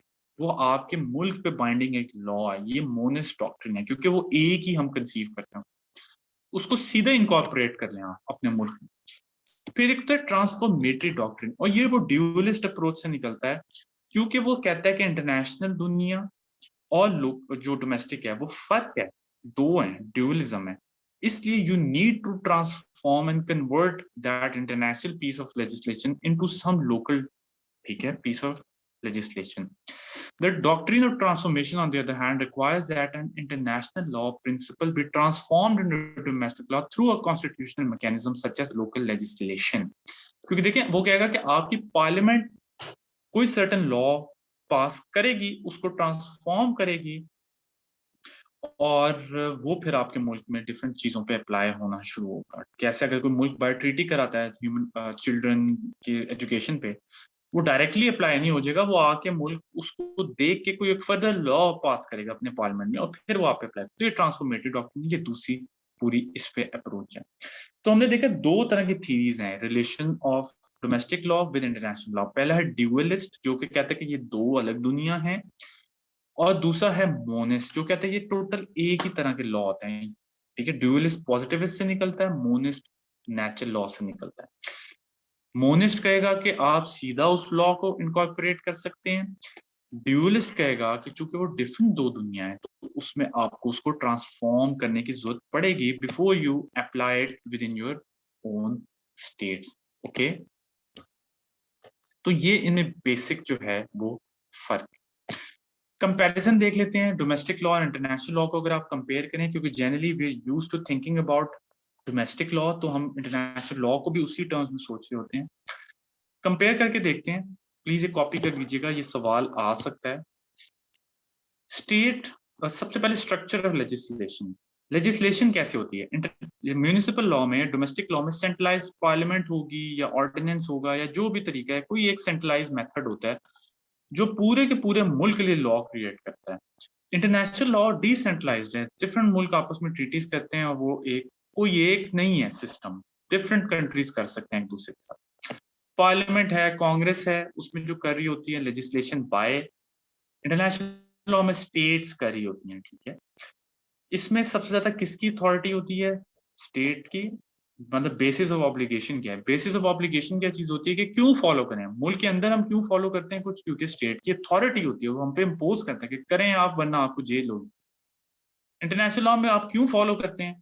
डर के नहीं, लेकिन बस एक जुबान है, एक प्रिंसिपल है, पैक्स ऑन सर्वांडा, कि आप जो कहते हैं वो आपने करना है बस। मतलब ये इसके पीछे भी कोई बस एथिकल बेसिस है, इसके पीछे कोई बुनियाद नहीं है, लेकिन ये कसूल है कि एग्रीमेंट्स मस्ट बी केप्ट, बस ये बेसिस ऑफ ऑब्लिगेशन है। इन्फोर्समेंट किस तरह होती है? डोमेस्टिक लॉ में आपकी लॉ इन्फोर्समेंट एजेंसीज हैं, पुलिस है, रेंजर्स है। इंटरनेशनल लॉ में एक तो नहीं होती, इन्फोर्समेंट बहुत वीक होती है, या होनी भी हो तो वर्ल्ड ओपिनियन से हो सकती है या कोर्ट से हो सकती है, और ये भी ना होने के बराबर है। फॉर्म हम देखते हैं एक्सट्रीमली रिजिड है डोमेस्टिक लॉ की, क्योंकि वो इतने आराम से चेंज नहीं होता, इतने आराम से इंटरप्रेट नहीं होता, जो वो होता है वो होता है। इंटरनेशनल लॉ फ्लेक्सिबल होता है थोड़ा बहुत, इसके अंदर लचक भी होती है, क्योंकि ज्यादा इतनी इन्फोर्समेंट नहीं है तो लचक ऑटो आ जाती है। कोर्ट्स देखें अगर, तो डोमेस्टिक कोर्ट जो है उसकी कंपल्सरी जुरिस्डिक्शन है। अगर हाई कोर्ट में खुदा न खास्ता आप भी कोई केस करता है तो आपको जाना पड़ेगा, लेकिन अगर कोई आईसीजे में आप पे केस करता है तो वो केस ही नहीं चलेगा जब तक आप कहेंगे नहीं कि मेरे पे केस चलाओ। This is known as voluntary jurisdiction. तो बहुत बड़ा फर्क है, ये भी एक बहुत बड़ा फर्क है। स्ट्रक्चर देखते हैं, वर्टिकल है। वर्टिकल क्या है कि गवर्नमेंट ऊपर है, लोग नीचे हैं, ये वर्टिकल स्ट्रक्चर है। हॉरिजॉन्टल स्ट्रक्चर है इंटरनेशनल लॉ में, ये state A, state B, state सी, कोई ऊपर नीचे नहीं है, सब बराबर होते हैं, सब बराबर तरीके से एक ट्रीटी बनाते हैं, तो उसमें हॉरिजॉन्टल रिलेशन है। स्कोप क्या है? Fix with in territory of the state, एक बाउंड्री होती है जिसमें वो पूरी एक फिक्स होती है। इंटरनेशनल लॉ में क्या स्कोप है? Can go beyond the territory of the state, और पूरी दुनिया ही इसका एक एम्बिट है, ठीक है। तो ये बहुत इंपॉर्टेंट है, बहुत इंपॉर्टेंट है, ये एक सवाल आ सकता है। और म्यूनिसिपल या डोमेस्टिक और इंटरनेशनल लॉ का कंपैरिजन, उसको सही तरह समझ लें कि इन दोनों में फर्क क्या है। जब इस फर्क को समझेंगे तो आपको इंटरनेशनल लॉ की भी जो है ना वो बेहतर समझ आ जाएगी कि वो क्या चीज है। जी, समझ आ गया आप लोगों को?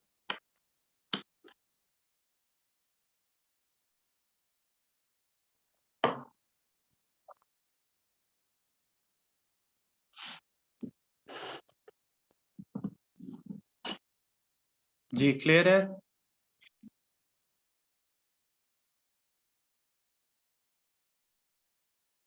Does international pressure count as enforcement mechanism? हाँ बिल्कुल, डेफिनेटली, डेफिनेटली हो सकता है international pressure count as enforcement mechanism, लेकिन कोई एग्जांपल दें जहां पे ये हुआ हो। वैसे ही मैं सोच रहा हूँ ताकि हम लोग को आइडिया हो कहाँ पे इन्फोर्समेंट इस तरह से हुई है। इंटरनेशनल प्रेशर से हमने ट्रीटी इन्फोर्स कराई हो या किसी मुल्क ने। ईस्ट तिमोर इंडिपेंडेंस, अच्छा होगा, मुझे आइडिया नहीं है। Case of case of Iran, JCPOA, Iraq attack, हो सकता है।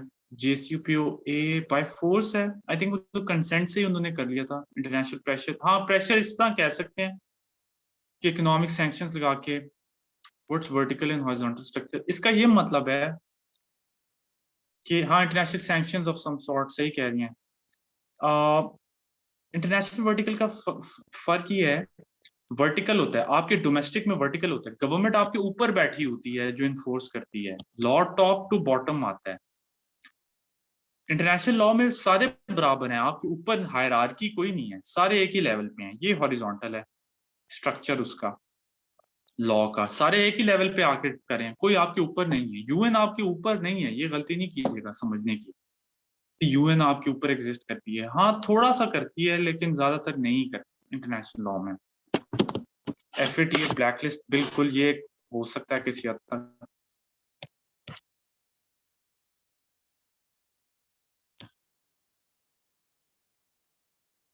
Violations of human rights are condemned by international community, जी बिल्कुल। अच्छा चलें, अच्छा आप लोगों को बेसिक आइडिया हो गया, जो नए लोग हैं जो पहली दफा पढ़ रहे हैं इंटरनेशनल लॉ,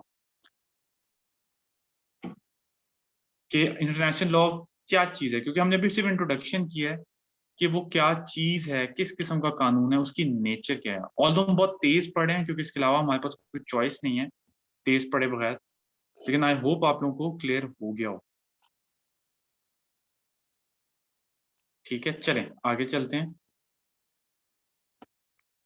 अच्छा, अब हम आते हैं सोर्सेज ऑफ इंटरनेशनल लॉ पे, और सोर्सेज ऑफ इंटरनेशनल लॉ पे आते हैं। देखिए सोर्सेज क्या चीज है, कि कहाँ से आपको इंटरनेशनल लॉ कहाँ से मिल रहा है, क्या है इंटरनेशनल लॉ, मतलब आप समझ रहे हैं कहाँ से हम उसको इंटरप्रेट कर सकते हैं, कौन सी चीजें हैं जिसको हम इंटरनेशनल लॉ कहते हैं, ठीक है। Sources of international law refer to where states, organizations, individuals and courts can find principles of international law। या इसको आम तरीके से आपने समझना है तो बस समझें कि what is international law, वो उसकी एग्जाम्पल्स क्या हैं, वो कौन सी चीजें हैं जो कि इंटरनेशनल लॉ हो सकती हैं, या इंटरप्रिटेशन के वक्त आप किन सोर्सेज को कंसल्ट कर सकते हैं। ये दो तरीके से आप इस कॉन्सेप्ट को समझ सकते हैं। ICJ international court of justice का आर्टिकल 38 है, ये नहीं भूलना आपने, सीधा पूछा जा सकता है। ये कुछ चीजें जिनको डायरेक्टली बहुत इंपॉर्टेंस हासिल है। आर्टिकल 38 ICJ स्टैट्यूट का बहुत इंपॉर्टेंट है। इंटरनेशनल लॉ में ये स्टैट्यूट ही होते हैं और डिफरेंट जो ट्रीटीज और स्टैट्यूट, और उसके अंदर जो है ये आर्टिकल्स वगैरह जो इंपॉर्टेंट होते हैं वो आपने याद रखने हैं, एटलीस्ट उनके नाम। ये बताता है कि सोर्सेज ऑफ इंटरनेशनल लॉ क्या है, उसमें क्या क्या है। सबसे इम्पोर्टेंट इंटरनेशनल कन्वेंशंस, मतलब इंटरनेशनल कन्वेंशन सबसे इम्पोर्टेंट सोर्स है, जिसका मतलब होता है टीटी। ठीक है, ये वैसे पूरा आर्टिकल है, इसको मैंने यहाँ पे कंसाइज करके रखा हुआ है ताकि आपको समझ आ जाए, वो एग्जैक्ट वर्ड्स हैं। तो देखते हैं sources of international law as per article 38 of ICJ statute. तो जब भी सोर्सेज ऑफ इंटरनेशनल लॉ की बात आएगी, आपने कहना है 38 आर्टिकल आईसीजे स्टैट्यूट का, उसमें हमें सोर्सेज बताए गए हैं कि कौन से होंगे, और वो ये हैं। और वो कौन से हैं? ट्रीटीज सबसे इंपॉर्टेंट सोर्स है इंटरनेशनल लॉ का, कस्टम्स है, ठीक है, जनरल प्रिंसिपल्स ऑफ लॉ हैं, फिर और भी हैं, जुडिशियल डिसीजंस हो सकते हैं, ये जिस तरह की ऑर्गेनाइजेशंस या आईसीजे वगैरह का राइटिंग ऑफ एक्सपर्ट्स हो सकता है। उससे भी वीक कौन से हो सकते हैं other sources? Resolution of international organisation हो सकती हैं, ठीक है, स्टेट पेपर्स हो सकते हैं, किसी मुल्क के कोई पेपर्स पब्लिक हो गए हैं, स्टेट ऑफिसर्स की प्रैक्टिस है कि मतलब ऑफिशियल्स कैसे वर्क करें, फिर फाइनल रीजनिंग है। ये ऐसे ही है जैसे कि हम अपनी शरीयत को देखते हैं ना, कि उसमें सबसे इंपॉर्टेंट करते करते उसमें फिर जो है वो अनइम्पॉर्टेंट सोर्सेज आते हैं, इसमें भी ऐसे ही है। सबसे इंपॉर्टेंट प्राइमरी सोर्सेज हैं ट्रीटीज, और ट्रीटीज जो है वो सबसे जी क्या हुआ है जी, असंद आप स्क्रीन पे कुछ लिख रहे थे, आवाज कट रही है।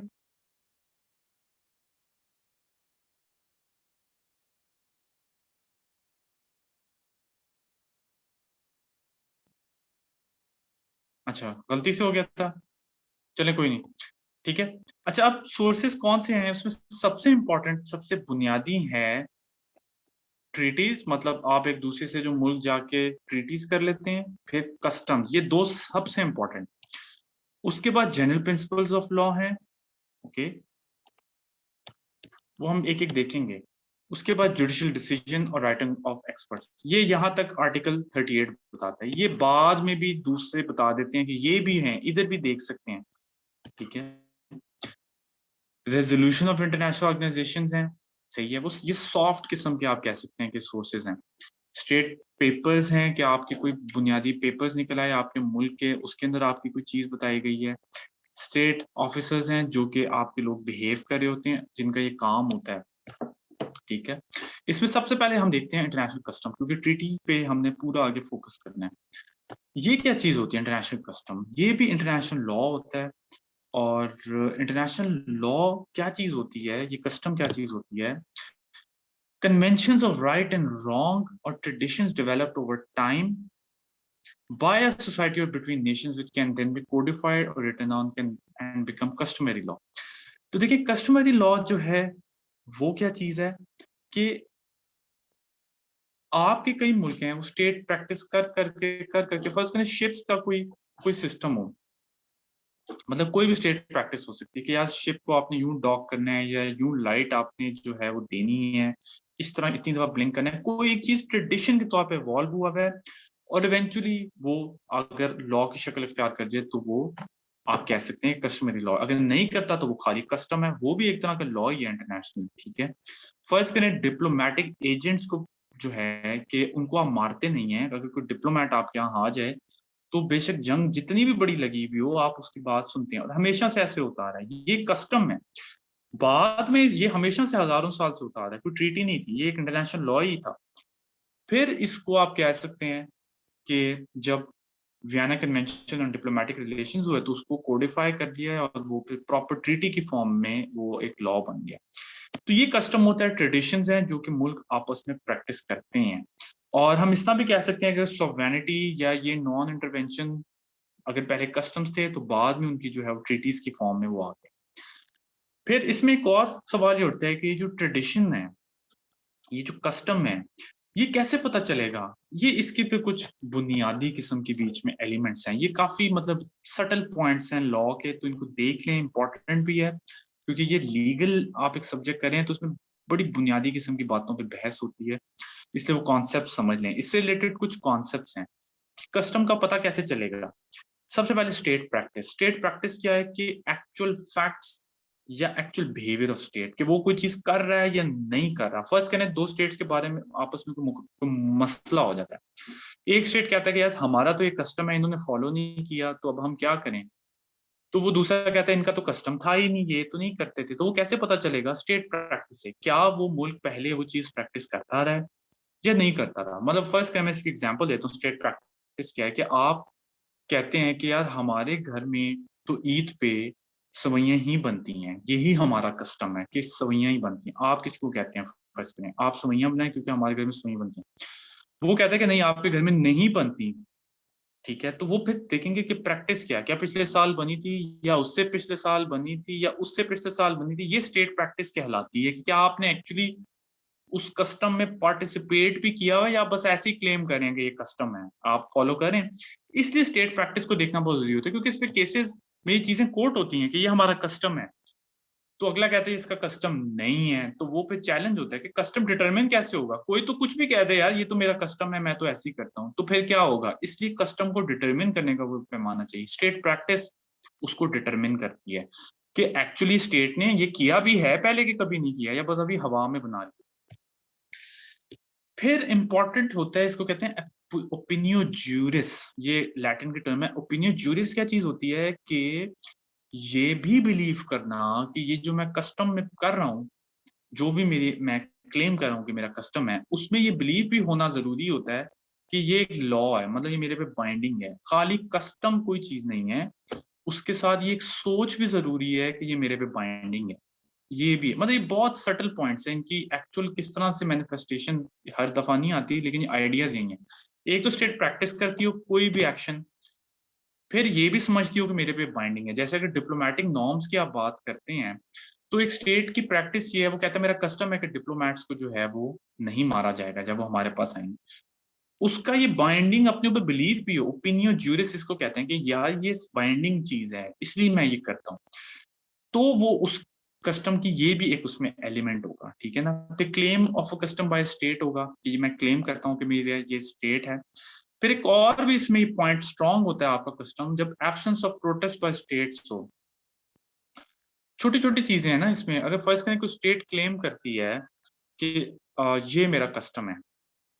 फर्ज करें कोई भी चीज है, स्टेट आके कहती है कि फर्ज करें चाइना को देख लेते हैं। चाइना कहता है कि मेरा 9 डैश लाइन है, और वो पूरी की पूरी टेरिटरी जो है वो मेरी है, और मेरा यही कस्टम है, मैं यही करता आ रहा हूँ। ठीक है, मेरी यही प्रैक्टिस है।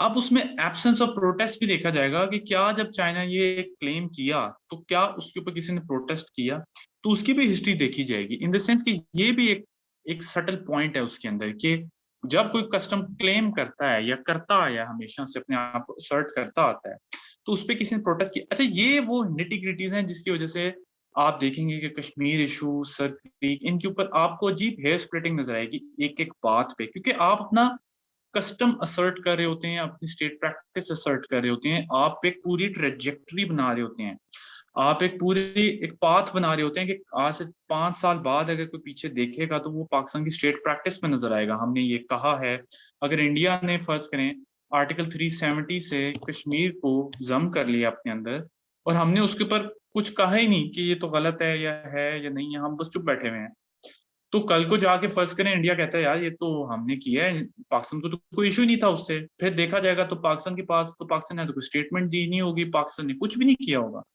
तो ये आपकी स्टेट प्रैक्टिस में आ जाएगा कि नहीं पाकिस्तान ने तो कुछ किया ही नहीं, तो पाकिस्तान क्यों क्लेम कर रहा है इस चीज को। लेकिन पाकिस्तान ने किया है, पाकिस्तान ने पॉलिटिकल मैप अपना निकाला है, आपने देखा है। तो ये डिफरेंट, और वो पॉलिटिकल मैप उसके अंदर इसी तरह के इंटरनेशनल लॉ के ही स्टांस को ही देना होता है। तो एब्सेंस ऑफ प्रोटेस्ट भी हो तो उससे आपका कस्टम स्ट्रांग होता है।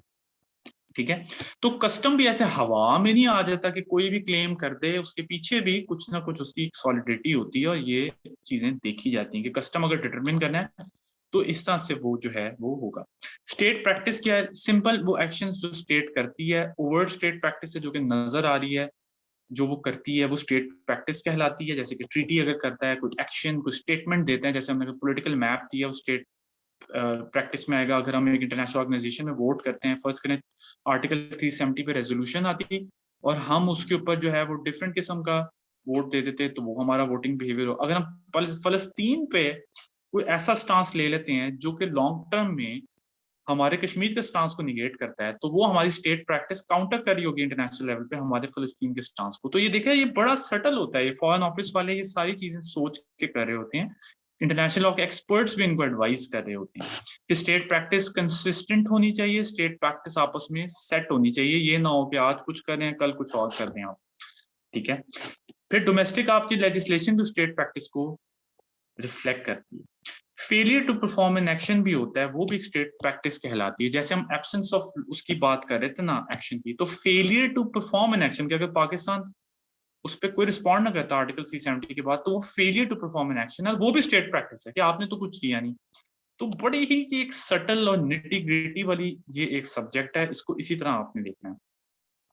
ठीक है, कस्टमरी लॉ किस चीज को कहते हैं कि जब एक कस्टम को कोडिफाई करके ट्रीटी की फॉर्म में दे दिया जाता है, जैसे diplomatic relations in Vienna convention of diplomatic relation, ये एक कॉन्सेप्ट है। और इसके अंदर जो है रीजनल कस्टम का भी आ जाता है कि कुछ स्टेट्स हैं, फर्स्ट लैटिन अमेरिका है, वो कहेंगे जी हमारा कस्टम है, इस तरह भी हो सकता है, जरूरी नहीं कि वो कस्टम इंटरनेशनल लेवल को, ये भी कॉन्सेप्ट है। एग्जाम्पल्स क्या है कस्टम्स की, डिप्लोमेटिक नॉर्म्स हैं। ठीक है, फिर कई इस तरह के अब कस्टम्स बन चुके हैं, जेनोसाइड नहीं करना ये भी है, टॉर्चर नहीं होना चाहिए, piracy on the high sea, slavery, ये काफी सारी चीजें जो हैं ये अब कस्टम्स हैं। और एक आइडिया होता है जस्ट कोजेंस का। जस्ट कोजेंस क्या होता है, कुछ ऐसे असूल जो कि बस अब सारे उनको यूनिवर्सल मानते हैं, वो भी कस्टम्स ही बन जाते हैं एक तरह के, आप समझ लें, या जस्ट कोजेंस कहलाते हैं। और वो जनरली नेचुरल लॉ से लिंक ही होते हैं कि कोई जेनोसाइड नहीं होगा, टॉर्चर नहीं होगा, पायरेसी सब भी बुरा समझते हैं, और यही अब कस्टम है और ये सारे इसको मानते हैं। ठीक है, अच्छा, अब इसमें इशू क्या आते हैं कस्टम्स में, ये क्या क्या मसाइल आ जाते हैं कस्टम्स में। Conflicting opinion juris with pre established law, कोई लॉ ऑलरेडी एग्जिस्ट कर रहा है और किसी स्टेट का अपना एक कस्टम उसके साथ कर सकता है, कोई हो सकता है कोई ट्रीटी एग्जिस्ट करती है और उसके साथ वो करो। चाइना का 9 डैश लाइन आप देख लें, चाइना का जो अपनी एक 9 डैश लाइन को सर्ट करता है, वो यूएन क्लॉज जो है 1982 को, उसके बिल्कुल ऑपोजिट जाता है, तो वो उसके साथ नहीं जा रहा, हालांकि वो उसका अपना एक कस्टम है तो वो कर सकता है उस हिसाब से। सही है।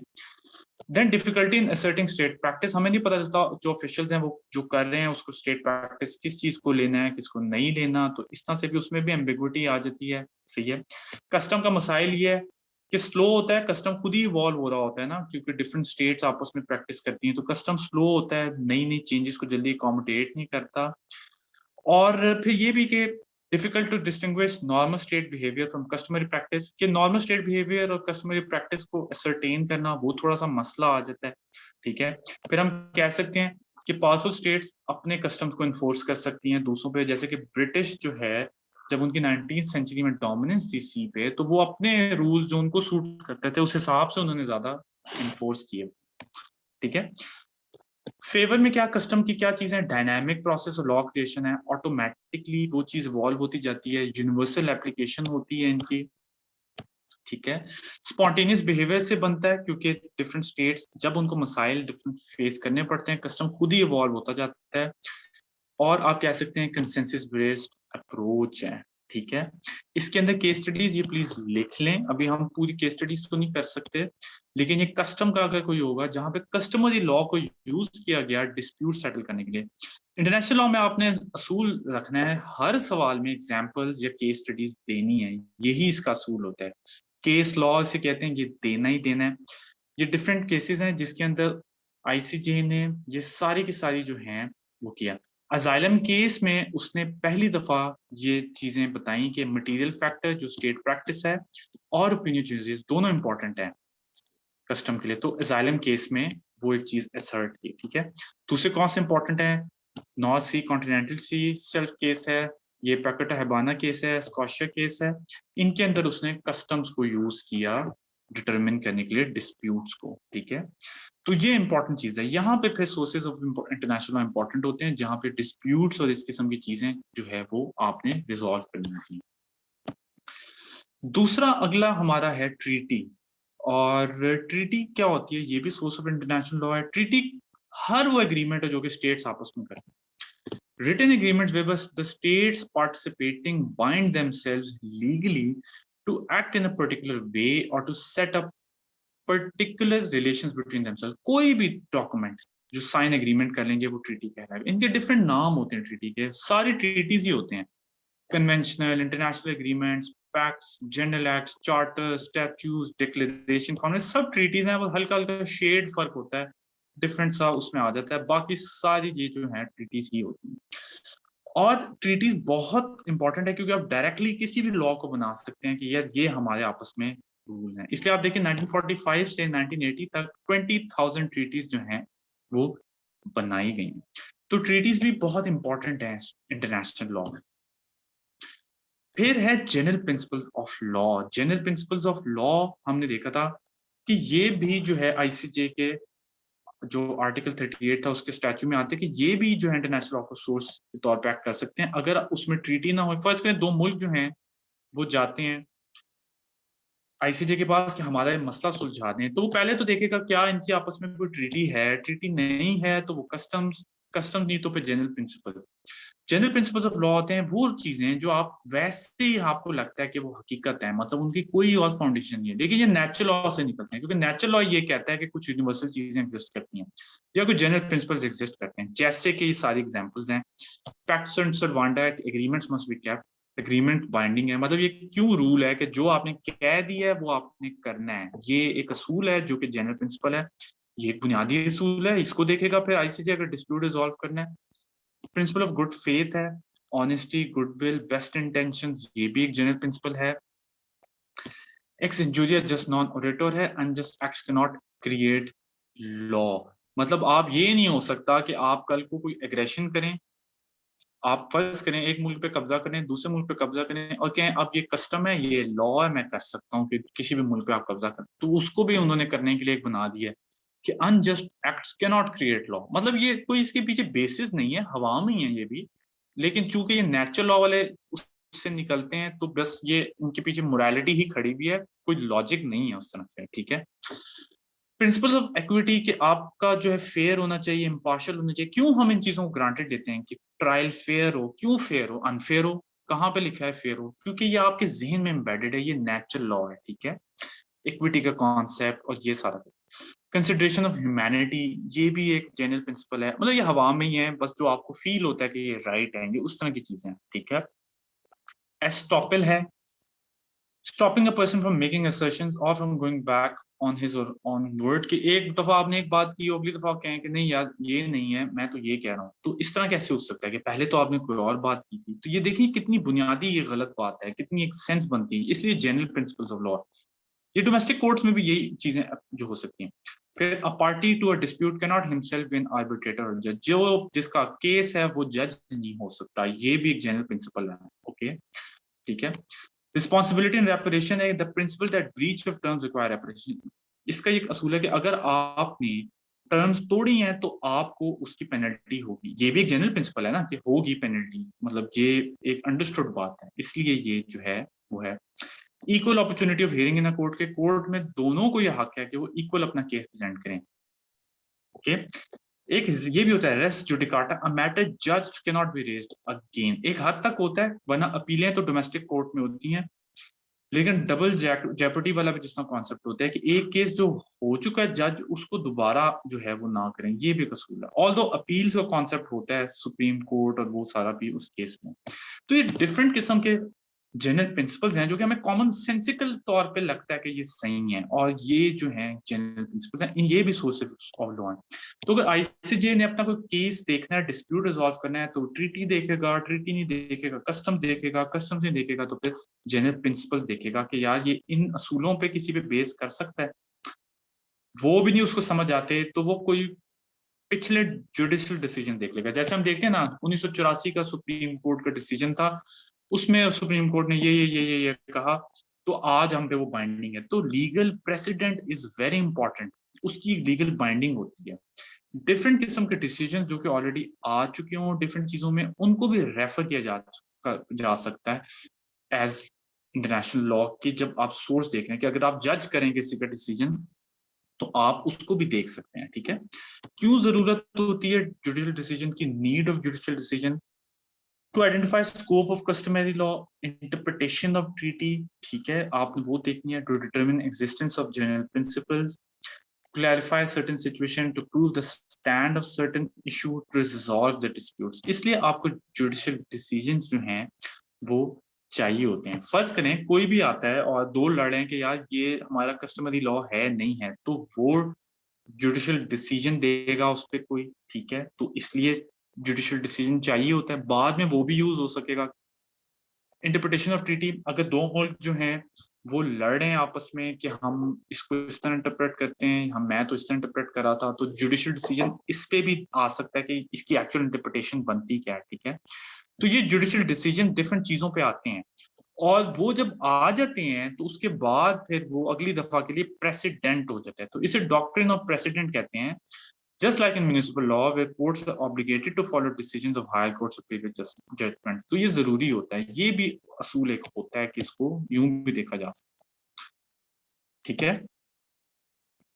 तो ये जुडिशियल डिसीजन होते हैं, उसमें आईसीजे के भी डिसीजन हो सकते हैं, जैसे कि एंग्लो इंडियन ऑयल डिस्प्यूट है, ये सारे आईसीजे के डिसीजन हैं, इनको भी कोर्ट रेफर कर सकती है कि तब कोर्ट ने ये लॉजिक लगाई थी, वही लॉजिक हम आगे कंटिन्यू करते हैं और हम उसको आगे लेके चलते हैं। ये आर्बिट्रेशन हो सकता है, किसी केस में हुई हो, आर्बिट्रेशन भी हम आगे देखेंगे क्या होता है, तो उसमें भी उसको भी रेफर किया जा सकता है कि उस केस में ये हुआ था तो उसकी बुनियाद पे हम ये कर रहे हैं। जब वो भी ना बचे तो फिर कोई अच्छे एक्सपर्ट्स की राइटिंग्स को भी रेफर किया जा सकता है, कोई मतलब मसला वहां पे भी रिजॉल्व नहीं हो, उसके असूलों को इंटरनेशनल लॉ के पे यहाँ से भी देखा जा सकता है।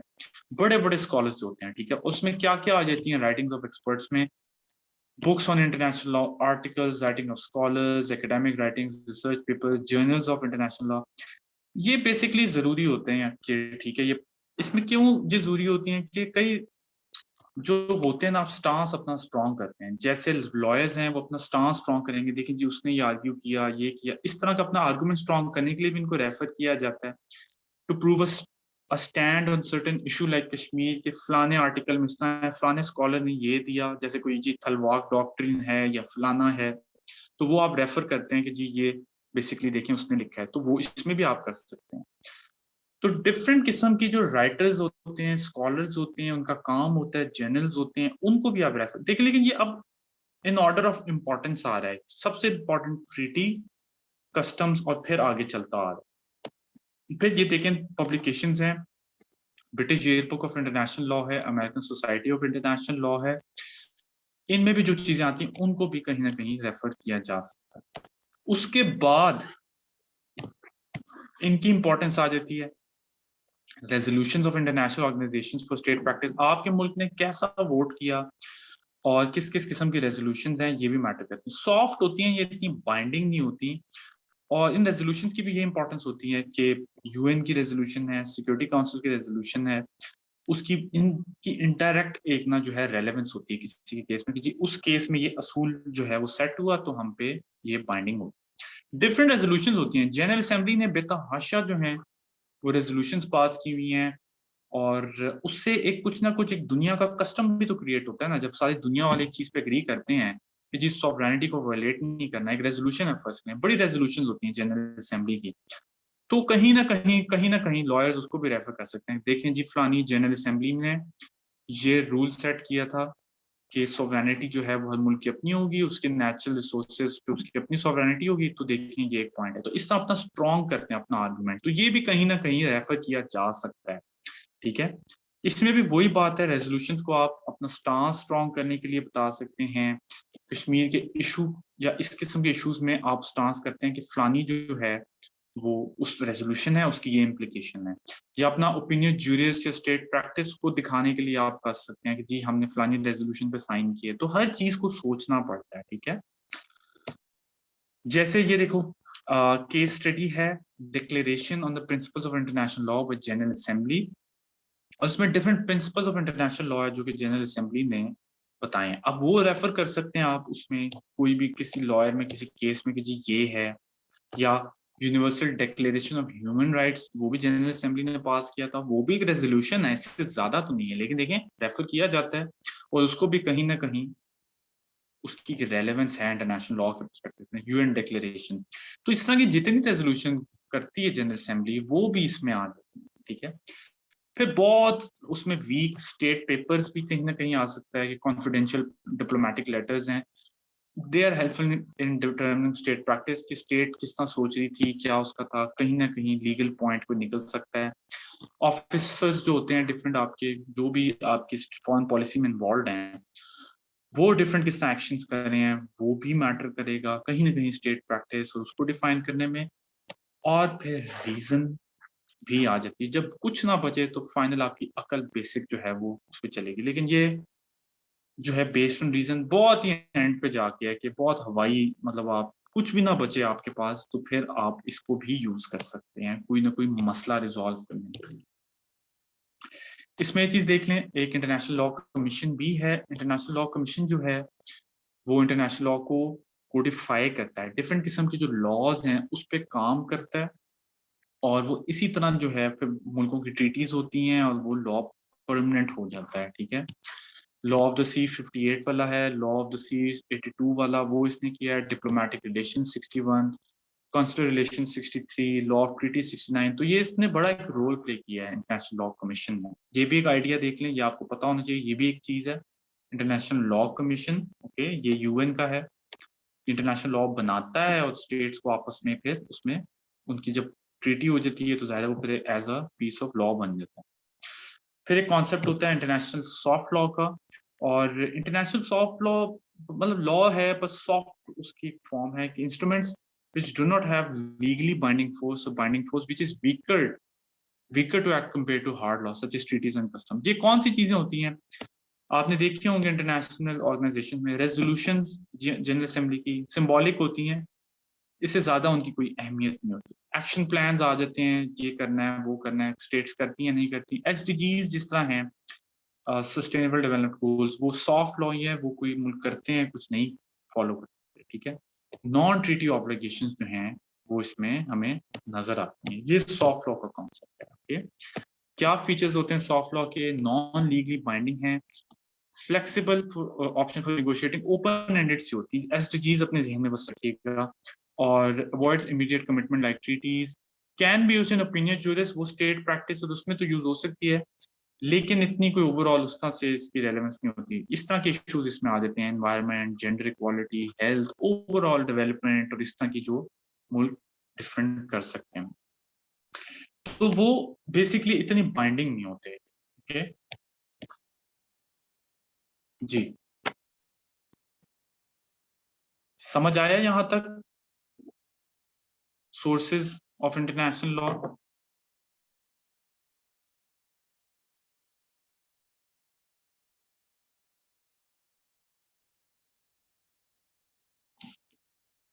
बहुत पेचीदा तो नहीं लग रहा क्योंकि इंटरनेशनल लॉ बड़े डेंस किस्म का सब्जेक्ट है।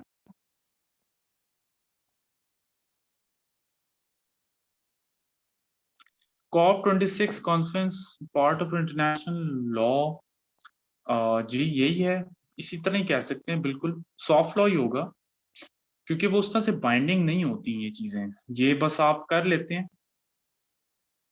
नहीं, अभी हम करेंगे आगे, आप लोग थक तो नहीं गए?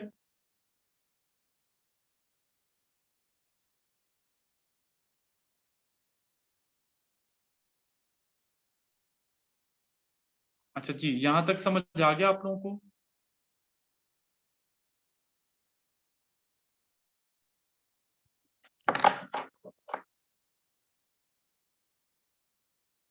चलें आगे चलते हैं।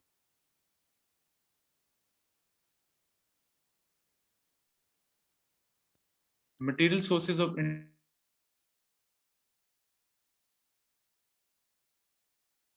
क्या मुराद है? आई थिंक यही मटेरियल सोर्सेज हैं, आप किस कॉन्टेक्स्ट में बात करें?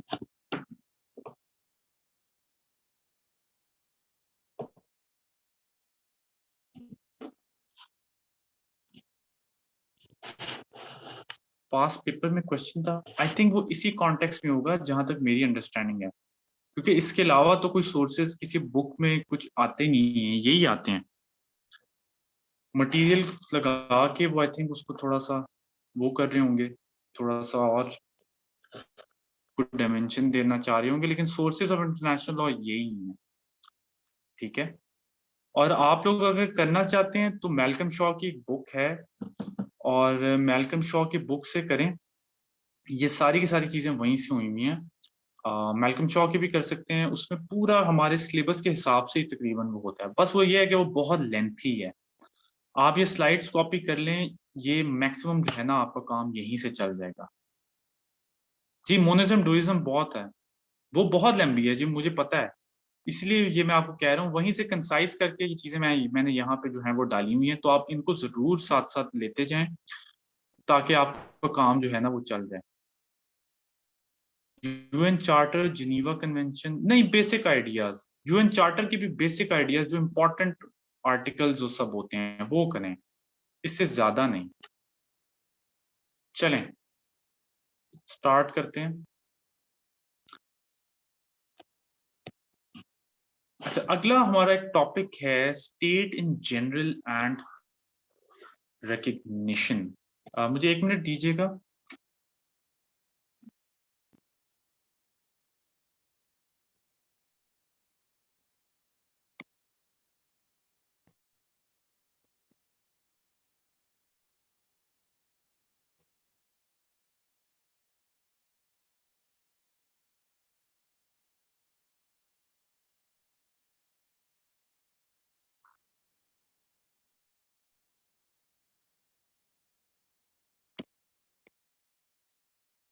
जी, state in general and recognition, ठीक है, और ये हम देखते हैं।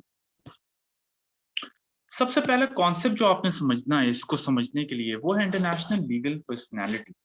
इंटरनेशनल लीगल पर्सनालिटी बड़ा इंपॉर्टेंट कॉन्सेप्ट है इंटरनेशनल लॉ में, और लीगल पर्सनालिटी का कॉन्सेप्ट जब आप समझेंगे तो आपके लिए समझना आसान होगा। लीगल पर्सनालिटी क्या होती है, what is international legal personality?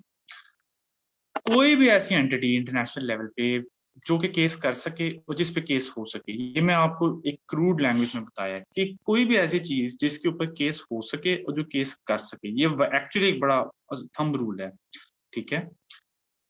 In any legal system, certain entities will be regarded as possessing rights and duties enforceable at law. Thus, they are legal persons. वो legal persons होते हैं, ठीक है?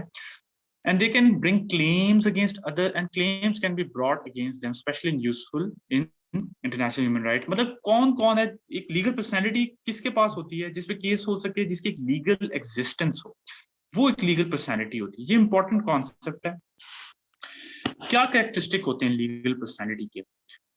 उसके कोई राइट्स होते हैं, जैसे आप एक इंसान है, आप एक लीगल एंटिटी हैं, आप एक सिटीजन है, आपकी एक लीगल पर्सनैलिटी है, आप केस कर सकते हैं, दूसरों पे आप पे केस हो सकता है, आपकी एक लीगल वैल्यू है।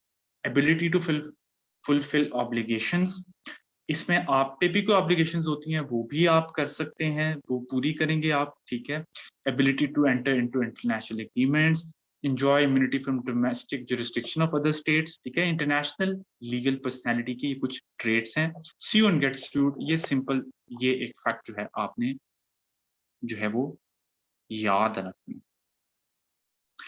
अच्छा, अब लीगल पर्सनैलिटी जो है इसकी जो है वो कुछ, मैं आपको बेसिक इसकी एक रेलेवेंस बताता हूँ, फिर मैं हम जो है उस पर आते हैं। एक देखिए, हमने सब मेन क्वेश्चन हमारा क्या है, मेन हमारा टॉपिक है सब्जेक्ट्स ऑफ इंटरनेशनल लॉ, ठीक है। सब्जेक्ट्स ऑफ इंटरनेशनल लॉ, ये आपका टॉपिक है, लेकिन ये समझने के लिए आपके लिए जरूरी है कि लीगल पर्सनैलिटी क्या होती है। लीगल पर्सनैलिटी हर वो चीज है जो केस कर सकता है, जिसकी कोई लीगल एग्जिस्टेंस है। सब्जेक्ट्स ऑफ इंटरनेशनल लॉ समझने के लिए लीगल पर्सनैलिटी का कॉन्सेप्ट समझा, और बस सिंपल सा आगे एक फैक्ट समझ लें कि what is a subject of international law, जिसकी इंटरनेशनल लीगल पर्सनैलिटी, जिसकी भी इंटरनेशनल लीगल पर्सनैलिटी है इंटरनेशनल लेवल पे, वो सब्जेक्ट ऑफ इंटरनेशनल लॉ है। तो इसलिए लीगल पर्सनैलिटी का कॉन्सेप्ट समझना जरूरी है। What is the subject of law? Any entity said to have be a sub is said to be a subject of international law which has an international legal personality, जिसकी भी international legal personality है वो subject of international law है। तो ये thumb rule है, subject होने के लिए आपको इंटरनेशनल लॉ, क्योंकि आप पे लॉ अप्लाई होगा तो आप सब्जेक्ट ऑफ इंटरनेशनल लॉ। कौन कौन से हैं इंटरनेशनल लीगल पर्संस या सब्जेक्ट्स ऑफ इंटरनेशनल लॉ, कौन कौन से आ जाते हैं? स्टेट्स सबसे बुनियादी जो है वो एक लीगल पर्सन है, और वो एक सब्जेक्ट है इंटरनेशनल लॉ का। सब्जेक्ट वो चीजें होती हैं जिन पे वो लॉ अप्लाई होता है। नॉन स्टेट एक्टर्स आ जाते हैं, ये भी, इनकी भी लीगल पर्सनैलिटी होती है, इन पे भी जो इंटरनेशनल लॉ अप्लाई होता है। जैसे कि नॉन स्टेट टेरिटोरियल एंटिटीज हम आगे देखेंगे, इंडिविजुअल्स पे अप्लाई होता है, इंटरनेशनल ऑर्गेनाइजेशंस होती हैं, इंटरनेशनल मतलब जो मुल्क मिलके बनाते हैं, एमएनसीज होती हैं, नॉन गवर्नमेंटल ऑर्गेनाइजेशंस हैं, नेशनल लिबरेशन मूवमेंट्स हैं, इंसर्जेंट्स एंड बेलिजरेंट्स हैं, इंटरनेशनल पब्लिक कंपनीज हैं।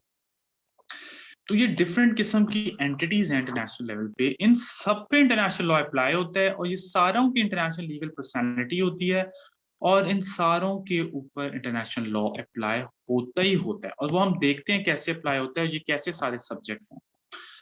इसमें दो तीन तरह की थीरीज हैं regarding subjects of international law कि कौन से सब्जेक्ट्स होते हैं। पहले है रियलिस्टिक थीरी या realist theory of international subjects. ये कहते हैं कि only states are subjects of international law. वो कहते हैं ट्रेडिशनल थ्योरी है, वो ये कहते हैं कि इंडिविजुअल ये बाकी चीजें सारी जो हैं ये कोई सब्जेक्ट्स ऑफ इंटरनेशनल लॉ नहीं है। प्राइमरी एक्टर्स जो हैं वो इंटरनेशनली स्टेट्स ही होती हैं, स्टेट्स के थ्रू ही इंडिविजुअल्स भी कुछ करते हैं, स्टेट्स के थ्रू ही ऑर्गेनाइजेशंस भी कुछ करते हैं। तो states are the only subjects of international law, ये रियलिस्टिक थ्योरी है। फिर है फिक्शनल थ्योरी। फिक्शनल थ्योरी कहती है कि नहीं, individuals are alone the subjects of international law, states individual से हट के कोई चीज नहीं होती, स्टेट्स इंडिविजुअल से ही मिलके बनी होती है। तो स्टेट्स से ज्यादा इंडिविजुअल्स मैटर करते हैं, they are the subjects of international law. अब ये दोनों ही एक्सट्रीम किस्म की जो हैं वो पोजिशंस हैं। फिर है फंक्शनल थ्योरी जो कि इन दोनों के मसाइल को जो है कंपेंसेट करके बनती है, और वो क्या कहती है functional theory. States individuals certain non state entities are subject international law. वो कहते हैं कि जिसकी भी कोई लीगल फंक्शनैलिटी है उसकी जो है वो subject international law. A modern theory in which legal functionality is given to those who have the capability to perform legal functions internationally. कोई भी एंटिटी जो कि इंटरनेशनल लेवल पे कोई लीगल रोल प्ले कर सकता है तो उसके सब्जेक्ट वो सब्जेक्ट ऑफ इंटरनेशनल लॉ है, वो इंडिविजुअल हो, ऑर्गेनाइजेशन हो, स्टेट हो, जो भी हो। तो ये स्टेट तक महदूद था, ये इंडिविजुअल तक महदूद था, इसने सारों को ही जो है कर दिया कि जो भी कोई इंटरनेशनल लीगल फंक्शन प्ले कर सकता है। देखिए इसमें काफी इंपॉर्टेंट चीजें हैं, जैसे एक ये चीज देखें कि अगर इंटरनेशनल लॉ सिर्फ स्टेट्स पे अप्लाई होता है तो ये न्यूरमबर्ग ट्रायल्स और इस तरह की चीजें जिसमें आप इंडिविजुअल्स के एक्शंस पे उनको इंटरनेशनली प्रोसिक्यूट करें तो वो कैसे करेंगे, उन पे लॉ अप्लाई होता तो कर रहे हैं ना, ये समझ आप बात। फिर एक ये केस है reparation for the injuries suffered in the service of United Nations, UN versus Israel, Israel के खिलाफ एक केस था यूनाइटेड नेशंस का। यहाँ पे पहले ये सवाल उठता है कि क्या यूएन केस कर सकता है, क्या यूएन की लीगल पर्सनैलिटी है। तो आईसीजे ने केस दिया, this is one of the first cases of ICJ. ICJ ने कहा यस, इंटरनेशनल यूएन की लीगल पर्सनैलिटी है, इसलिए यूएन एक subject.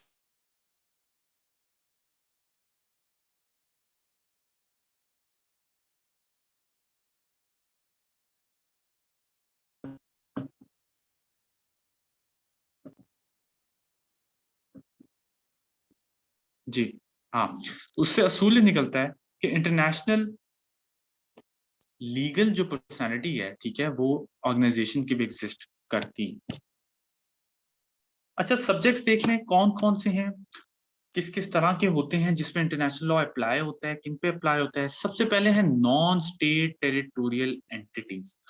Non state territorial entities क्या होती हैं, कोई हवा में ये सस्पेंडेड टेरिटोरियल एंटिटीज होती हैं और वो बीच की चीजें होती हैं, वो भी ना वो किसी स्टेट के नीचे होती हैं ना वो खुद स्टेट होती हैं, जैसे कि जम्मू एंड कश्मीर, ग्वांटानामो बे, और इस किस्म की ये एक नॉन स्टेट टेरिटोरियल एंटिटीज होती हैं जो जिनका बस आप कह लें कि बीच की चीजें होती हैं, ना वो स्टेट है ना वो किसी के नीचे है ना वो पूरी तरह वो कोसोवो जिस तरह आधे स्टेट रिकग्नाइज करते हैं नहीं करते, इस तरह भी कह सकते, कोसोवो से भी ज्यादा जम्मू एंड कश्मीर, ग्वांटानामो बे, ये नॉन स्टेट टेरिटोरियल एंटिटीज होती हैं और ये भी सब्जेक्ट हैं, इन पे लॉ अप्लाई होता है। Individuals are international law subjects, इन पे अप्लाई होता है international law, they are subjects of international law, individuals have international legal personality. और दूसरा असूल ये भी होता है कि जिसकी इंटरनेशनल लीगल पर्सनैलिटी होती है, जो सब्जेक्ट होता है, उसके कुछ राइट्स होते हैं और उसकी कुछ ड्यूटीज भी होती हैं। तो राइट्स एंड ड्यूटीज भी इस चीज के साथ होती हैं, राइट्स होते हैं तो ही वो केस किसी पे कर सकता है, ड्यूटीज होती हैं वो तो उसके ऊपर केस हो सकता है ना, तो इसलिए ये भी होता है। तो राइट्स ऑफ इंडिविजुअल्स क्या है कि इंडिविजुअल को इंटरनेशनल लॉ के तहत कोई राइट्स हासिल हैं? 100% हासिल हैं। Protection from slavery, protection from prisoners, आपके human rights, rights of refugees, rights of stateless person, women rights, right of diplomatic person, तो इंडिविजुअल्स को ही हासिल है ना, तो इसका मतलब है ये इंटरनेशनल लॉ पे अप्लाई होता है। इनकी ड्यूटीज क्या है इंडिविजुअल्स की, जिसके ऊपर इन पे केस हो सकता है? War crimes, piracy, espionage, terrorism, तो ये इनकी ड्यूटीज हैं इंटरनेशनल लॉ में, और वो ये नहीं करेंगे तो इन पे केस हो जाएगा। कब इंटरनेशनल लॉ मतलब examples of individuals as subjects of international law है कि कब हमने देखा कि इंडिविजुअल सब्जेक्ट्स इंटरनेशनल लॉ के, न्यूरमबर्ग ट्रायल्स हैं, जिनीवा कन्वेंशन में होता है अप्लाई इंडिविजुअल्स पे, ठीक है। औरतों पे देखें, convention on the elimination on all forms of discrimination, ये लॉ के एग्जांपल्स हैं जिसमें इंटरनेशनल जिसमें इंडिविजुअल सब्जेक्ट्स हैं उन पे अप्लाई हो रहा है, उनकी कोई राइट्स और ड्यूटीज डिफाइन हो रही है। फिर Vienna convention on diplomatic relations, इसमें डिप्लोमेटिक इंडिविजुअल्स के राइट्स डिफाइन हो रहे हैं। काफी सारे हैं, slavery convention, convention related to status of refugees, और बेतहाशा किस्म के हैं जिसमें individuals as subjects of international law है। अगले कौन से सब्जेक्ट्स हैं? इंटरनेशनल ऑर्गेनाइजेशंस, ठीक है, इंटरनेशनल ऑर्गेनाइजेशंस हैं, इन पे भी लॉ अप्लाई होता है और इनकी राइट्स भी हैं, इनकी ड्यूटीज भी हैं। और उसमें ये है कि ये केस आपने जरूर याद करना है, reparations for injuries suffered in the service of United Nations, UN versus Israel, क्योंकि इसमें जो है आई थिंक इस तरह का क्वेश्चन भी आईलॉ में आ चुका है जहां तक मुझे याद पड़ता है। इसमें इसने डिसाइड किया था कि क्या एक ऑर्गेनाइजेशन एक मुल्क पे केस कर सकती है, तो आईसीजे ने कहा हाँ कर सकती है, क्योंकि बेसिकली वो एक ऑर्गेनाइजेशन की लीगल पर्सनैलिटी है। ये उस केस का सेंट्रल आइडिया था। बेसिकली हुआ ये था, यूएन का आई थिंक एक डिप्लोमेट था, वो इसराइल गया था, उसको वहां टेररिस्ट ने मार दिया था, तो फिर यूएन ने उन पे केस किया था इसराइल। तो ये बेसिकली ये भी सब्जेक्ट हैं। फिर एमएनसीज हैं, एमएनसीज पे भी इंटरनेशनल अप्लाई होते हैं, उनकी भी राइट्स हैं, उनकी भी ड्यूटीज हैं, और ये भी सब्जेक्ट्स ऑफ इंटरनेशनल लॉ। बड़ी बड़ी कंपनीज जैसे कि आप रिकोडिक केस देखें, रिकोडिक में एक प्राइवेट कंपनी है, तेतलान कॉर्पोरेट कंपनी, और पाकिस्तान का केस है, वो एक प्राइवेट कंपनी है, उसके राइट्स उसको लगा के पाकिस्तान ने वायलेट किए, उसने केस कर दिया ICSID में। ICSID ये कहलाता है, international centre for settlement of investment dispute. एक इंटरनेशनल एमएनसी है ना, प्रॉफिट मेकिंग कंपनी है, तो उसके राइट्स वायलेट है, तो उसने केस किया पाकिस्तान पे, और पाकिस्तान को जो है $6 बिलियन का वो हुआ था। तो ये भी एक इंटरनेशनल लीगल पर्सन है, मल्टीनेशनल कॉर्पोरेशन। फिर नॉन गवर्नमेंटल ऑर्गेनाइजेशन, ये जो होती हैं नॉन गवर्नमेंटल ऑर्गेनाइजेशन क्या होती हैं? प्राइवेट ऑर्गेनाइजेशन होती हैं, लेकिन मोस्टली इनके ह्यूमैनिटेरियन मकासद होते हैं, जैसे amnesty international, doctors without borders, ये नॉन गवर्नमेंटल ऑर्गेनाइजेशन होती हैं।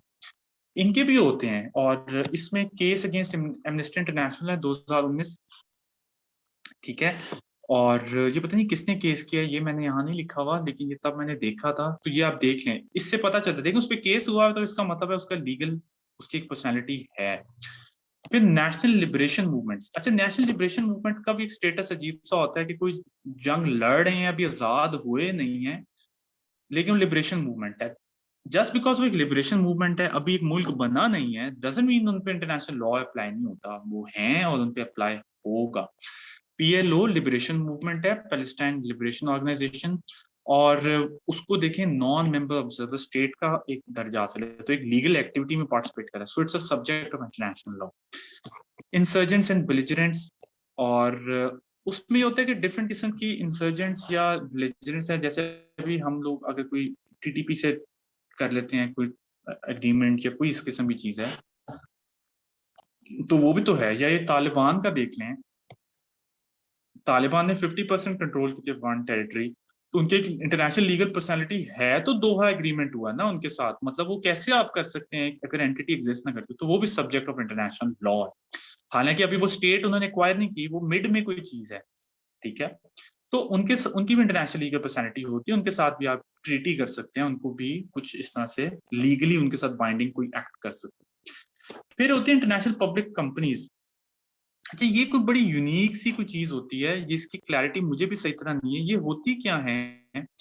पब्लिक कंपनीज मतलब ये प्राइवेट कंपनीज जिस तरह होती है ना, प्रॉफिट मेकिंग टाइप, उसमें ये पब्लिक होती हैं, डिफरेंट किस्म की। इसमें आपको मतलब ये किसी एक मुल्क में नहीं होती, ये ओवरऑल होती हैं, सही है।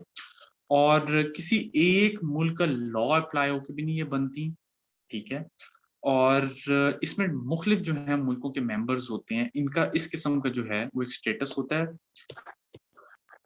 मोस्टली आई थिंक ये भी प्रॉफिट मेकिंग होती है, लेकिन किसी एक मुल्क में जो है ये वो रूटेड नहीं होती। ये थोड़ी सी कोई यूनिक किस्म की चीजें होती हैं, लेकिन मैंने ऐड इसलिए कर दी कि चलें आपके जहन में हो, इनको ये देखिएगा। ये 2-3 ही इस किस्म की चीजें हैं। इंटेलस्टैट है, यूरोफीमा है, इस किस्म के ऑर्गेनाइजेशन हैं, ठीक है। ये देख लीजिएगा, इंटरनेशनल पब्लिक कंपनीज जो है। अच्छा, फिर स्टेट देखें, स्टेट सबसे इंपॉर्टेंट है इसमें, ठीक है। और स्टेट जो है वो बुनियादी हमारी एक लीगल पर्सन है। बुनियादी सब्जेक्ट सबसे इंपॉर्टेंट जो है हमारा, जो अगर कोई लीगल पर्सन है तो वो स्टेट है। और स्टेट जो है वो एक सब्जेक्ट ऑफ इंटरनेशनल लॉ है, ये हमें पता है। उस पर अप्लाई भी होता है, वो केस भी कर सकता है, उस पर केस हो भी सकता है। मैक्सिमम देख लूं ये कितना टॉपिक होगा, वरना हम कल करेंगे। नहीं, ये आज नहीं हो सकेगा, आप लोगों को याद नहीं रहेगा, ठीक है। बस यहां तक आप इसको जहन में रखें कि जो स्टेट है वो भी सब्जेक्ट ऑफ इंटरनेशनल लॉ है। तो ये पूरी एक फहरिस्त है कि सब्जेक्ट्स ऑफ इंटरनेशनल लॉ क्या होते हैं, जिनकी इंटरनेशनल लीगल पर्सनैलिटी होती है, जिन पे केस हो सकता है क्योंकि उन्होंने कोई राइट्स वायलेट किसी और की की होंगे, अपनी ड्यूटीज वायलेट की हैं, या वो केस कर सकती हैं क्योंकि उन्होंने उनके राइट्स वायलेट हुए होंगे। इनकी जो भी लीगल पर्सन होता है उसके राइट्स एंड ड्यूटीज होते हैं। डिफरेंट किस्म के इंटरनेशनल जो है वो सब्जेक्ट्स हैं, इंटरनेशनल लीगल पर्सन हैं, उसमें इंडिविजुअल्स, आईजीओ, एमएनसी सब हैं, और उसमें स्टेट भी एक बहुत इंपॉर्टेंट लीगल पर्सन है। और फिर हम आगे अब स्टेट को देखेंगे कि स्टेटहुड क्या चीज होती है, उसकी क्या लीगल प्रेजेंस है, स्टेटहुड क्या होती है, स्टेट किस तरह बनती है, और फिर वो जो है उसकी रिकग्निशन किस तरह होती है, ठीक है। तो आज के लिए इतना बहुत है, और इंशाल्लाह जो